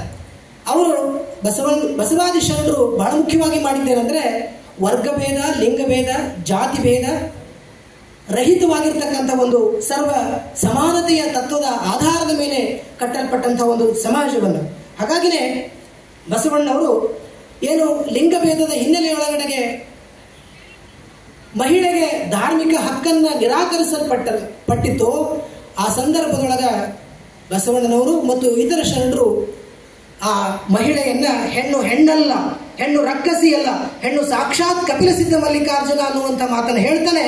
ಮಹಿಳೆಗೆ ಇಡೀ ಭಾರತೀಯ ಇತಿಹಾಸದೊಳಗೆ ಯಾರೂ ಕೊಡಲಾರದಂತಹ ಬಹಳ ದೊಡ್ಡ ಕೊಡುಗೆ ಏನು ಸಮಾನತೆಯನ್ನು ಕೊಟ್ಟು ಪುರುಷನ ಸಾಮಾಜಿಕವಾಗಿ ಧಾರ್ಮಿಕವಾಗಿ ಪುರುಷನ ಸಮಸಮಾನಕ್ಕೆ ಅವಳನ್ನ ತರ್ತಾರೆ ಅನ್ನುವಂಥದ್ದು. ಮೊಲೆಮುಡಿ ಬಂದರೆ ಹೆಣ್ಣೆಂಬರು, ಗಡ್ಡ ಮೀಸೆ ಬಂದರೆ ಗಂಡೆಂಬರು, ಒಳಗೆ ಸುಳಿಯುವ ಆತ್ಮ ಹೆಣ್ಣು ಅಲ್ಲ ಗಂಡು ಅಲ್ಲ ಅನ್ನುವಂತಹ ಮಾತನ್ನು ಹೇಳ್ತಾನೆ. ಇವತ್ತು ಸಿಮೋನ್ ದ ಬೋವಾ 20ನೇ ಶತಮಾನದೊಳಗಡೆಗೆ ಜಗತ್ತಿನ ಫ್ರಾನ್ಸಿನ ಒಬ್ಬ ಮಹಿಳಾ ಚಿಂತಕಿ ಬಯೋಲಾಜಿಕಲ್ ಸ್ಟ್ರಕ್ಚರ್ ಬಗ್ಗೆ ಮಾತನಾಡ್ತಾಳೆ. ಅಂದ್ರೆ ಪುರುಷ ಮತ್ತು ಮಹಿಳೆಯ ಬಯೋಲಾಜಿಕಲ್ ಸ್ಟ್ರಕ್ಚರ್ ಬೇರೆ ಇರ್ಬೋದು, ಆದರೆ ಅದರ ಮೂಲಕ ಭಿನ್ನ ಅಂತ ಹೇಳ್ಬೋದೇ ಹೊರತು ಅದನ್ನ ಒಬ್ರು ಕಡಿಮೆ ಇನ್ನೊಬ್ರು ಹೆಚ್ಚು ಅಂತ ಹೇಳಿಕ್ಕೆ ಆಗೋದಿಲ್ಲ ಅಂತ. ಇದನ್ನು ಶರಣರು 900 ವರ್ಷಗಳ ಹಿಂದೆ ಕೇವಲ ದೈಹಿಕ ಭಿನ್ನ ರಚನೆಗಳೇ ಹೊರತು ಒಳಗಡೆ ಇರತಕ್ಕಂಥ ಅಂತರಂಗದ ಆತ್ಮ ಅದು ಇಬ್ಬರಲ್ಲಿಯೂ ಒಂದೇ ಇದೆ ಅನ್ನೋದನ್ನ ಬಹಳ ಸ್ಪಷ್ಟವಾಗಿ ಶರಣರು ಸಾರಿ ಹೇಳ್ತಾರೆ. ಒಬ್ಬ ಸಾಮಾನ್ಯವಾಗಿರ್ತಕ್ಕಂಥ ಮಹಿಳೆ. ಹಾಗಾಗಿನೇ ಈ ಒಂದು ಮಹಿಳಾ ಸ್ವಾತಂತ್ರ್ಯ ಕಾರಣಕ್ಕಾಗಿನೇ ಅಲ್ಲಿ ಅನೇಕ ಜನ ಮಹಿಳೆಯರು ಬರ್ತಾರೆ. ಅಕಮಾದೇವಿ, ಬೋಂತಾದೇವಿ, ಕಸಗುಡಿಸುವ ಸತ್ಯಕ್ಕ, ಸೂಳಿ ಸಂಕವ್ವೆ, ಬಿಷ್ಟಾದೇವಿ, ಹಡಪದ ಲಿಂಗಮ್ಮ, ಆಯ್ದಕ್ಕಿ ಲಕ್ಕಮ್ಮ, ಮೋಳಿಗೆ ಮಾರಯ್ಯನ ಹೆಂಡತಿ ಮಹಾದೇವಮ್ಮ, ಎಷ್ಟು ಜನ ಕಾಶ್ಮೀರದಿಂದ ಹಿಡಿದು ಕನ್ಯಾಕುಮಾರಿಯವರೆಗೆ ಅನೇಕ ಜನ ಬಸವಣ್ಣನವರ ಒಂದು ವ್ಯಕ್ತಿತ್ವಕ್ಕೆ ಮಾರು ಹೋಗಿ ಮಹಿಳೆಯರು ಪುರುಷರು ಎಲ್ಲ ಸೇರಿ ಲಕ್ಷದ ಮೇಲೆ 96,000 ಜನ ಅನುಭವ ಮಂಟಪದೊಳಗಡೆಗೆ ಸೇರಿ ಒಂದು ಚರ್ಚೆಯನ್ನು ಮಾಡ್ತಾ ಇದ್ರು ಅನ್ನುವಂಥ ಮಾತುಗಳೇ ಬಹುಶಃ ಈ ಕಾಲದೊಳಗಡೆ ಒಂದು ರೋಮಾಂಚನವನ್ನು ತರ್ತಕ್ಕಂಥ ಒಂದು ಘಟನೆ. ಅದಕ್ಕೆ ಒಬ್ಬ ಮಹಿಳೆ ಹೇಳ್ತಾಳೆ, ಒಬ್ಬ ವಚನಕಾರ್ತಿ ಬಹಳ ಸಾಮಾನ್ಯ ಅಂತ ಅಂದ್ಕೊಂಡು ಅದು ಎಂತ ದೊಡ್ಡ ಘನವಾದಂಥ ಮಾತನ್ನು ಹೇಳ್ತಾಳೆ ಅಂದ್ರೆ, ಕೂಟಕ್ಕೆ ಸತಿಪತಿ ಎಂಬ ನಾಮವಲ್ಲದೆ ಅರಿವಿಂಗೆ ಬೇರೊಂದು ಒಡನುಂಟೆ. ಎಷ್ಟು ಸುಂದರವಾಗಿ ಹೇಳ್ತಾರಂದ್ರೆ, ಅರಿವು ಅನ್ನುವಂಥದ್ದು ಪ್ರತಿಯೊಬ್ಬರಿಗೂ ಸಮಾನವಾದಂತೆ ಹೊರತು ಅದರಲ್ಲಿ ಮತ್ತೆ ಮಹಿಳೆ ಮತ್ತು ಪುರುಷ ಅನ್ನುವಂತಹ ಭೇದ ಇಲ್ಲವೇ ಇಲ್ಲ ಅನ್ನೋದನ್ನ ಶರಣರು ಬಹಳ ಮುಖ್ಯವಾಗಿ ತೋರಿಸಿದ್ರು. ಬಸವಣ್ಣನವರು ಇಷ್ಟೇ ಹೇಳಿಲ್ಲ, ಬರೀ ಲಿಂಗ ಸಮಾನತೆ ಸಾಮಾಜಿಕ ಸಮಾನತೆನೇ ಹೇಳಿದ್ರೆ ಕೇಳಿಲ್ಲ, ಬಸವಣ್ಣನವನ್ನೇ ತಿರಸ್ಕಾರ ಮಾಡ್ಲಿಕ್ಕೆ ಶುರು ಮಾಡಿದ್ರು. ಯಾಕಂದ್ರೆ ನೀನು ಬ್ರಾಹ್ಮಣನಲ್ಲಿ ಹುಟ್ಟಿ ಮತ್ತೆ ಶೂದ್ರನ ಕಡೆಗೆ ಹೋಗೋದು ಎಷ್ಟು ಸಮಂಜಸ ಅಂತ. ಅದಕ್ಕೆ ಬಸವಣ್ಣ ಬಹಳ ಮುಖ್ಯವಾಗಿ ಮಾಡಿರ್ತಕ್ಕಂಥದ್ದು ಬಹುಶಃ ಜಗತ್ತಿನ ಇತಿಹಾಸದಲ್ಲಿ ಯಾರೂ ಮಾಡಲಾರದಂತಹ ಬಹಳ ದೊಡ್ಡ ಘಟನೆ ಅಂದ್ರೆ ಬಸವಣ್ಣ ತನ್ನನ್ನ ಅಪವರ್ಗೀಕರಿಸಿಕೊಳ್ಳೋದು, ಡಿಕಾಸ್ಟಿಫಿಕೇಶನ್ ಅಂತ ಕರಿತೀವಿ ನಾವು. ಬಸವಣ್ಣ ಬಹಳ ಮಾಡಿದ್ದು, ಯಾರು ಶೋಷಿತರಿದ್ರೋ, ಯಾರು ಸಮಾಜದ ಅಂಚಿಗೆ ಸರಿಯಲ್ಪಟ್ಟಿದ್ರೋ ಅವರ ಕಡೆಗೆ ಹೋಗಿ ಹೇಳ್ತಾರೆ, ಅಪ್ಪನು ನಮ್ಮ ಮಾದಾರ ಚೆನ್ನಯ್ಯ, ಬಪ್ಪನು ನಮ್ಮ ಡೋಹಾರ ಕಕ್ಕಯ್ಯ. ಇಷ್ಟಕ್ಕೂ ಸುಮ್ಮನೆ ಆಗೋದಿಲ್ಲ. ಬಸವಣ್ಣ ಹೇಳ್ತಾರೆ, ಉತ್ತಮ ಕುಲದಲ್ಲಿ ಹುಟ್ಟಿದೆನೆಂಬ ಕಷ್ಟದ ಹೊರೆಯ ಹೊರಿಸದಿರಯ್ಯ ನನಗೆ ಅಂತ ಹೇಳ್ತಾನೆ. ಇನ್ನು ಬಹಳ ಸ್ಪಷ್ಟವಾದಂತಹ ಒಂದು ಮಾತೇನಂದ್ರೆ, ಅವರು ವರ್ಣ ವ್ಯವಸ್ಥೆಗೆ ಬಹಳ ದೊಡ್ಡ ಪೆಟ್ಟನ್ನ ಕೊಟ್ಟಿದ್ದು ಏನಂತಂದ್ರೆ, ತನ್ನನ್ನ ಮಾದಾರ ಚೆನ್ನಯ್ಯನ ಮನೆಯ ದಾಸಿಯಾ ಮಗನು, ಡೋಹರ ಕಕ್ಕಯ್ಯನ ಮನೆಯ ದಾಸನಾ ಮಗಳು, ಇಬ್ಬರು ಬೆರಳಿಗೆ ಹೋಗಿ ಸಂಗಮ ಮಾಡಲು ಅವರಿಗೆ ಹುಟ್ಟಿದ ಮಗನಾನಯ್ಯ ಕೂಡಲ ಸಂಗಮ ದೇವ ಸಾಕ್ಷಿಯಾಗಿದೆ. ಬಹುಶಃ ಇಡೀ ಜಗತ್ತಿನೊಳಗಡೆಗೆ ಯಾವುದೇ ವ್ಯಕ್ತಿಯನ್ನು ಮಹಾಪುರುಷನನ್ನು ತೆಗೆದುಕೊಂಡ್ರೆ ತನ್ನನ್ನು ಸಂಪೂರ್ಣವಾಗಿ ವರ್ಗೀಕರಿಸಿಕೊಂಡು, ಅಂದರೆ ತಾನು ಹುಟ್ಟಿದ ಜಾತಿಯನ್ನ ಹೇಳದೇನೆ ಯಾರು ಸಂಪೂರ್ಣವಾಗಿ ತುಳಿಯಲ್ಪಟ್ಟಿದ್ರೋ ಅವರ ಪರವಾಗಿ ನಿಂತು ಬಸವಣ್ಣ ಬಹಳ ಮುಖ್ಯವಾಗಿ ಮಾತನಾಡ್ತಾರೆ ಅನ್ನುವಂಥದ್ದು. ಈ ಸಂದರ್ಭದೊಳಗಡೆಗೆ ಇದು ನಿಜವಾಗಿಯೂ ಒಂದು ಬಹಳ ರೋಮಾಂಚನಕಾರಿಯಾಗಿರುವಂತಹ ಮಾತು. ಅಂದ್ರೆ ಕ್ರೌರ್ಯ ತುಂಬಿದ ಒಂದು ಸಾಮಾಜಿಕ ವ್ಯವಸ್ಥೆಯಲ್ಲಿ ತಾನು ವರ್ಗೀಕರಣಗೊಂಡರೂ ವೈದಿಕ ವ್ಯವಸ್ಥೆ ಸೃಷ್ಟಿಸಿದ ಜೀವ ವಿರೋಧಿ ಮೌಲ್ಯವನ್ನ ಅಪಮೌಲ್ಯೀಕರಿಸಿದ ಅದರ ಜಾಗದೊಳಗಡೆಗೆ ಮಾನವೀಯತೆಯ ಮೌಲ್ಯವನ್ನು ಬಿತ್ತಿದ ದೊಡ್ಡ ಕೀರ್ತಿ ಅದು ಬಸವಣ್ಣವರಿಗೆ ಸಲ್ತದೆ ಅನ್ನುವಂಥದ್ದು. ನೋಡಿ, ಅಪ್ಪನು ನಮ್ಮ ಮಾದಾರು ಚೆನ್ನಯ್ಯನ ಮನೆಯ ದಾಸಿಯ ಮಗ, ಯಾರನ್ನ ನಿಕೃಷ್ಟವನ್ನಾಗಿ ಮಾಡಿತ್ತೋ ಅವರ ಮನೆಯ ದಾಸಿಯ ಮಗ ಮತ್ತು ಡೋಹರ ಕಕ್ಕಯ್ಯನ ಮನೆಯ ದಾಸನ ಮಗ. ಇವರಿಬ್ಬರು ಅನ್ಯೋನ್ಯವಾದಂತಹ ಒಂದು ವ್ಯವಸ್ಥಿತವಾದ ಮದುವೆ ಅಲ್ಲ, ಅದು ಅಕ್ರಮ ಸಂಬಂಧ ಅಂತ ಹೇಳ್ತಾರೆ.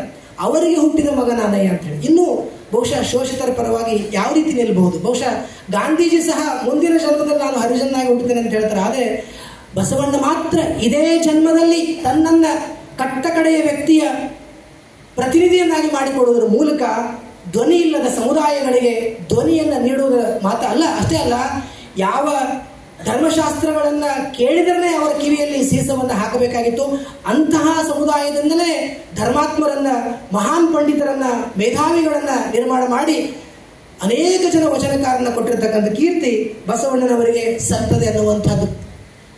ಸಾಮಾಜಿಕ ಸಮಾನತೆಯ ಬಗ್ಗೆ ಹೇಳ್ತಾನೆ ಬಸವಣ್ಣವರು. ಬರೀ ಸಾಮಾಜಿಕ ಸಮಾನತೆ ಮಾಡಿದರೆ ಸಾಲೋದಿಲ್ಲ, ಆರ್ಥಿಕ ಸಮಾನತೆ ತರಬೇಕಂತ ಹೇಳ್ತಾರೆ. ಹಾಗಾಗಿನೇ ಬಸವಣ್ಣನವರು ಮಾಡಿದ ಬಹಳ ಮುಖ್ಯವಾದಂಥ ಕೆಲಸ ಅಂದ್ರೆ ಕಾಯಕ ಮತ್ತು ದಾಸೋಹ ಅನ್ನುವಂಥ ಎರಡು ಅತ್ಯಮೂಲ್ಯವಾದಂತಹ ಪರಿಕಲ್ಪನೆಯನ್ನ ಕೊಟ್ಟಿರ್ತಕ್ಕಂಥದ್ದು ಬಹಳ ದೊಡ್ಡ ಕಾಂಟ್ರಿಬ್ಯೂಷನ್ ಇದು. ಅಂದ್ರೆ ಆರ್ಥಿಕ ಸಮಾನತೆ, ಕೃಷಿ ಕೃತ್ಯ ಆವ ಕಾಯಕವಾದರೇನು, ತನು ಮನ ಬಳಲಿಸಿ ತಂದು ದಾಸೋಹವ ಮಾಡುವ ಸದ್ಭಕ್ತನ ಶ್ರೀಪಾದವ ತೋರೆಯೇ ನನಗೆ ಅಂತ ಹೇಳ್ತಾರೆ. ನೋಡಿ, ಅಂದ್ರೆ ಯಾರು ಕೇವಲ ಕುಳಿತು ಉಣ್ತಾ ಇದ್ರೋ, ಯಾರು ಕುಳಿತು ಉಣ್ತಾನೆ ಉಪಭೋಗಿಯಾಗಿನೇ ಸಮಾಜದ ಶೋಷಣೆಯನ್ನು ಮಾಡ್ತಾನೆ, ಕೇವಲ ಧರ್ಮ ಶಾಸ್ತ್ರ ವೇದ ಉಪನಿಷತ್ ಅಂದ್ರೆ ಯಾವುದನ್ನ ನಿಯಂತ್ರಣ ಮಾಡ್ತಾ ಇದ್ರು, ಅವರೆಲ್ಲರಿಗೂ ಒಂದು ಮಾತು ಹೇಳ್ತಾರೆ, ಪ್ರತಿಯೊಬ್ಬನು ದುಡಿಬೇಕು, ಪ್ರತಿಯೊಬ್ಬರಿಗೂ ಕಾಯಕ ಕಡ್ಡಾಯ ಅಂತ ಹೇಳ್ತಾನೆ. ಒಂದು ಡಿಗ್ನಿಟಿ ಆಫ್ ಲೇಬರ್ ಅನ್ನೋದನ್ನು ಕೊಡ್ತಾರೆ. ವೃತ್ತಿಯ ಘನತೆಯನ್ನು ತಂದು ಕೊಟ್ಟಂತಹ ಬಹಳ ದೊಡ್ಡ ಚಿಂತಕ ವಿಶ್ವಗುರು ಬಸವಣ್ಣನವರು. ಯಾವ ಕಾಯಕವನ್ನ ತ್ಯಾಜ್ಯವನ್ನು ಮಾಡಲಾಗಿತ್ತೋ ಅಂತಹ ಕಾಯಕಗಳನ್ನ ಪೂಜ್ಯವನ್ನಾಗಿ ಮಾಡುವ ಮೂಲಕ ಸಾಮಾಜಿಕ ಸಮಾನತೆಗೆ ಪೂರಕವಾಗಿರ್ತಕ್ಕಂತಹ ಆರ್ಥಿಕ ಸಮಾನತೆಯನ್ನ ಬಸವಣ್ಣನವರು ಈ ಸಂದರ್ಭದೊಳಗಡೆಗೆ ತರ್ತಾರೆ ಅನ್ನುವಂಥದ್ದು. ಮತ್ತೆ ಕಾಯಕ ಅಂತ ಹೇಳಿ ತಿಳ್ಕೊಂಡು ದಾಯಗಾರಿಕೆಯಲ್ಲಿ ತರೋದಲ್ಲ. ಕಾಯಕ ಹೇಗಿರ್ಬೇಕಂದ್ರೆ, ಕಾಯಕ ಮಾಡ್ತೇನೆ ಅಂತ ಹೇಳಿ ಮತ್ತೊಬ್ಬರ ಮನೆಯನ್ನು ಒಡೆದು ಲೂಟಿ ಮಾಡಿ ತರೋದಲ್ಲ. ಕಾಯಕ ಸಂಪೂರ್ಣವಾಗಿ ಸತ್ಯಶುದ್ಧವಾಗಿರ್ಬೇಕನ್ನುವಂತ ಮಾತನ್ನು ಹೇಳ್ತಾರೆ. ಕಾಯಕ ಹೇಗಿರ್ಬೇಕು? ಸತ್ಯಶುದ್ಧವಾಗಿರ್ಬೇಕನ್ನುವಂತ ಮಾತನ್ನು ಹೇಳ್ತಾರೆ. ಕಾಯಕ ಕಡ್ಡಾಯ, ಕಾಯಕ ಸತ್ಯಶುದ್ಧವಾಗಿರ್ಬೇಕು. ಮತ್ತು ಯಾವುದೇ ಕಾಯಕ ಇರಲಿ, ಎಲ್ಲ ಕಾಯಕಗಳು ಸಹ ಪೂಜ್ಯವೇ. ಸಮಗಾರ ಹರಳೆಯರಿಂದ ಹಿಡ್ಕೊಂಡು ಮಂತ್ರಿಯಾಗಿರೋ ಬಸವಣ್ಣನವರೆಗೆ ಎಲ್ಲರೂ ಸಮಾನರು. ಯಾವುದೇ ದೇವ ಸಹಿತ ಭಕ್ತ ಮನೆಗೆ ಬಂದರೆ ಕಾಯಕವಾವುದೆಂದು ಬೆಸಗೊಂಡಿನಾದರೆ ನಿಮ್ಮಾಣೆ ನಿಮ್ಮ ಪ್ರಮತರಾಣೆ ಅಂತ ಹೇಳ್ತಾರೆ. ದೇವ ಸಹಿತ ಭಕ್ತ ಮನೆಗೆ ಬಂದರೆ ಕಾಯಕ ಯಾವುದಂತ ನಾನು ಕೇಳಿದ್ರೆ ಅದು ದೇವರ ಮೇಲಾಣೆ ಅನ್ನುವಂಥ ಮಾತನ್ನು ಹೇಳ್ತಾನೆ. ಅದು ಆತ್ಮಸಾಕ್ಷಿಯಾಗಿಯೂ ಸಹ ಕಾಯಕದಲ್ಲಿ ಭಿನ್ನವನ್ನತೆಯನ್ನ ತಾರತಮ್ಯಗಳನ್ನು ನಾನು ಅರಸೋದಿಲ್ಲ ಅನ್ನುವಂಥ ಮಾತನ್ನ ಬಸವಣ್ಣನವರು ಈ ಸಂದರ್ಭದೊಳಗಡೆಗೆ ಹೇಳ್ತಾನೆ. ಬಹಳ ದೊಡ್ಡ ಒಂದು ಸಮಾನತೆಯ ಚಿಂತನೆಗಳನ್ನ ಅವರು ಮಾಡ್ತಾರೆ ಅನ್ನುವಂಥದ್ದು. ಹೀಗೆ ಬಸವಣ್ಣ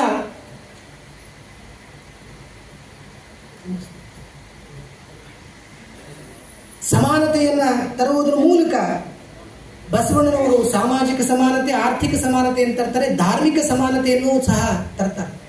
ಇಷ್ಟೆಲ್ಲ ಹೇಳಿದ ಮೇಲೆ ದಾಸೋಹದ ಬಗ್ಗೆ ಹೇಳ್ತಾರೆ. ಕಾಯಕ ಬರೀ ಕಾಯಕ ಅಲ್ಲ, ಅದು ಪರಿಪೂರ್ಣವಾಗುವುದು ದಾಸೋಹದಲ್ಲಿ ಅನ್ನುವಂಥ ಮಾತನ್ನು ಹೇಳ್ತಾರೆ. ಅದಕ್ಕೆ ಸೋಹಂ ಎಂದೆನಿಸದೆ ದಾಸೋಹಂ ಎಂದೆನಿಸಯ್ಯ.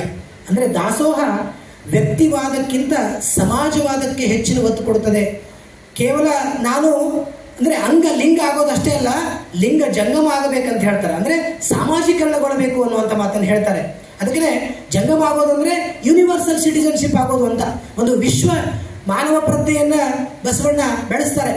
ಹಾಗಾಗಿನೇ ಈ ಎಲ್ಲ ಭಿನ್ನತೆಗಳಿಗೆ ಮೂಲ ಕಾರಣವಾಗಿರ್ತಕ್ಕಂಥ ಧಾರ್ಮಿಕ ಒಂದು ದಲ್ಲಾಳಿಗಳ ವರ್ಗವನ್ನ ಸಂಪೂರ್ಣವಾಗಿ ನಿರಾಕರಿಸಿ ಇಷ್ಟಲಿಂಗದ ಪರಿಕಲ್ಪನೆಯ ಮೂಲಕ ಬಸವಣ್ಣನವರು ಪ್ರತಿಯೊಬ್ಬನಿಗೂ ಸಹ ದೇವನಾಗಲಿಕ್ಕೆ ಸಾಧ್ಯ, ಪ್ರತಿಯೊಬ್ಬನು ಪರ್ಫೆಕ್ಟ್ನೆಸ್ ಆಗಲಿಕ್ಕೆ ಸಾಧ್ಯ ಅನ್ನುವಂಥ ಮಾತನ್ನು ಹೇಳ್ತಾನೆ.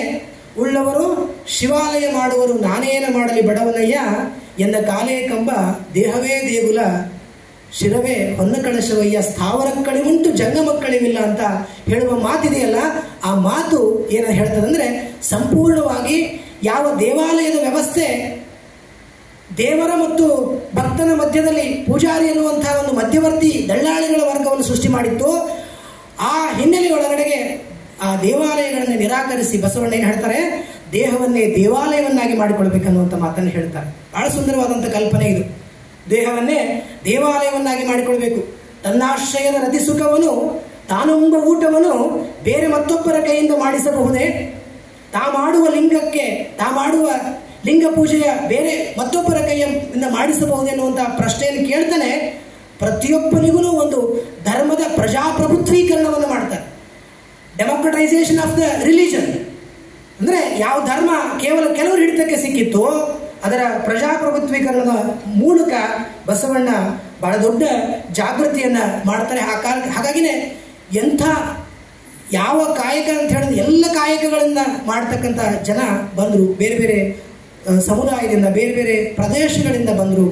ಈ ಹಿನ್ನೆಲೆಯೊಳಗಡೆಗೆ ನೋಡಿದಾಗ ಬಹುಶಃ ಬಸವಣ್ಣ ಎಷ್ಟು ದೊಡ್ಡ ವ್ಯಕ್ತಿ ಇದ್ದಾನೆ ಅನ್ನೋದನ್ನ ಬರೀ ನಾವು ಅವರ ವಚನಗಳ ಮೂಲಕ ನಾವು ತಿಳ್ಕೊಳ್ಳಿಕ್ಕೆ ಸಾಧ್ಯ. ಇವತ್ತು ಯಾಕಂದ್ರೆ ನಾವು ತಿಳ್ಕೊಳ್ಳಿಲ್ಲ ಅಂದ್ರೆ ಏನಾಗ್ತಂದ್ರೆ, ಇವತ್ತು ಸಹಿತ ಒಬ್ಬ ಮಹಿಳೆ ಅನುಭವ ಮಂಟಪ ಅನ್ನೋದೇ ಪೌರಾಣಿಕ ಕಲ್ಪನೆ ಅಂತ ಹೇಳ್ತಾ ಇದ್ದಾಳೆ ಯೂಟ್ಯೂಬ್ನಲ್ಲಿ. ಅವ್ರಿಗೆ ನಾವು ಕೊಡಬೇಕಾದ ಪ್ರತ್ಯುತ್ತರ ಬಹುಶಃ ಉತ್ತಂಗಿ ಚೆನ್ನಪ್ಪನವರ ಕೃತಿಯನ್ನು ಓದಿಲ್ಲ ಅಂತ ಕಾಣಿಸ್ತದೆ, ಅಥವಾ ವಚನಗಳನ್ನೇ ಓದಿಲ್ಲ ಅಂತ ಕಾಣಿಸ್ತದೆ. ಅಂಥವರಿಗೆ ನಾವು ಕೊಡಬೇಕಾದ ಪ್ರತ್ಯುತ್ತರ ಏನಂದ್ರೆ, ವಚನ ಸಾಹಿತ್ಯದ ಅಧ್ಯಯನ ಮತ್ತು ಅದರ ಅನುಷ್ಠಾನವೇ ನಾವು ಅಂತಹ ದುರುಳರಿಗೆ ಕೊಡಬೇಕಾಗಿರ್ತಕ್ಕಂಥ ಬಹಳ ಮುಖ್ಯವಾದಂಥ ಉತ್ತರ ಅನ್ನುವಂಥ ಮಾತನ್ನು ಹೇಳ್ತಾ, ಇಷ್ಟು ಈ ಒಂದು ಮಾತನ್ನು ಹೇಳಲಿಕ್ಕೆ ಅವಕಾಶ ಮಾಡಿಕೊಟ್ಟಿರ್ತಕ್ಕಂಥ ಜಿಲ್ಲಾಡಳಿತಕ್ಕೆ ವಂದಿಸ್ತಾ, ಬಸವಣ್ಣ ಕೊನೆಗೆ ಇನ್ನೂ ಅನೇಕ ಮೌಲ್ಯಗಳನ್ನು ಹೇಳ್ತಾರೆ. ಅವರು ಈಗಾಗಲೇ ಹೇಳಿದ್ದಾರೆ, ಶರಣರು ನಡೆ ಮತ್ತು ನುಡಿ ಸಾಮರಸ್ಯದ ಬಗ್ಗೆ ಹೇಳಿದ್ದಾರೆ. ಬಹಳ ಮುಖ್ಯವಾಗಿ ಅಂದರೆ ಶರಣರು ಇಹದ ಬದುಕಿಗೆ ಒತ್ತು ಕೊಟ್ಟರು. ಅಂದರೆ ಎಲ್ಲೋ ಗಡ್ಡ ಬಿಟ್ಟು ಗುಡ್ಡ ಸೇರುವುದನ್ನು ಹೇಳಿಲ್ಲ ಶರಣರು. ಮರ್ತ್ಯಲೋಕವೆಂಬುದೊಂದು ಕರ್ತಾರನ ಕಮ್ಮಟವಯ್ಯ, ಇಲ್ಲಿ ಸಲ್ಲುವವರು ಅಲ್ಲಿಯೂ ಸಲ್ಲುವರಯ್ಯ, ಆಚಾರವೇ ಸ್ವರ್ಗ ಅನಾಚಾರವೇ ನರಕ, ಇಂಥ ಹಲವಾರು ಮಾತುಗಳ ಮೂಲಕ ಯಾವ ಇಹದ ಬದುಕನ್ನ ಕಡೆಗಣಿಸಲ್ಪಡಲಾಗಿತ್ತೋ ಅಂತ ಇಹದ ಬದುಕಿನ ಬಗ್ಗೆ ಪ್ರೀತಿಯನ್ನ, ಕಣ್ಣ ಮುಂದಿನ ಬದುಕಿನ ಬಗ್ಗೆ ಪ್ರೀತಿಯನ್ನ ತುಂಬ್ತಾರೆ ಬಸವಣ್ಣವರು.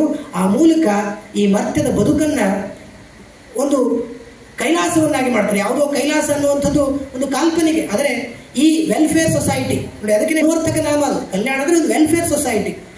ಹಾಗೆ ಕಲ್ಯಾಣವನ್ನ ಇದ್ದು ಬದುಕಿ ತೋರಿಸಿದಂತಹ ಶರಣರನ್ನ ಮತ್ತೆ ಮತ್ತೆ ನೆನೆಯುವುದರ ಮೂಲಕ, ಅವರ ವಚನಗಳನ್ನು ಅಧ್ಯಯನ ಮಾಡೋದ್ರ ಮೂಲಕವೇ ನಾವು ಅವರಿಗೆ ಕೊಡುವಂತಹ ಬಹಳ ದೊಡ್ಡ ಗೌರವ ಅನ್ನುವಂಥ ಮಾತನ್ನು ಹೇಳ್ತಾ, ಅವಕಾಶಕ್ಕಾಗಿ ಧನ್ಯವಾದಗಳು. ಶರಣ ಮೂಲಕ ಬಸವಣ್ಣನವರ ಬದುಕಿನ ಬೇರೆ ಬೇರೆ ಆಯಾಮಗಳನ್ನ ನಮ್ಮ ಮುಂದೆ ತೆರೆದಿಟ್ಟಿದ್ದಾರೆ. ಒಟ್ಟಾರೆ ಭಾವಶುದ್ಧಿಯ ಬೆಳಗಿನೊಳಗ ಅಂತರಂಗದ ರತ್ನವನ್ನು ಶೋಧಿಸಿದಂಥವರು ಬಸವಣ್ಣನವರು. ಮನುಷ್ಯನ ಜೀವನದ ಮೌಲ್ಯಗಳಿಗೆ ಹೊಸ ಜೀವ ಕಳೆ ತಂದುಕೊಟ್ಟಂಥವ್ರು.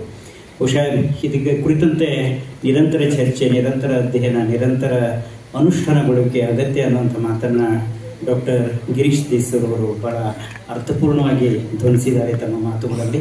ಅವರಿಗೆ ತಮ್ಮೆಲ್ಲರ ಪರವಾಗಿ ತುಂಬ ಹೃದಯದ ಕೃತಜ್ಞತೆಗಳನ್ನ, ಧನ್ಯವಾದಗಳನ್ನ ಅರ್ಪಿಸ್ತೇನೆ.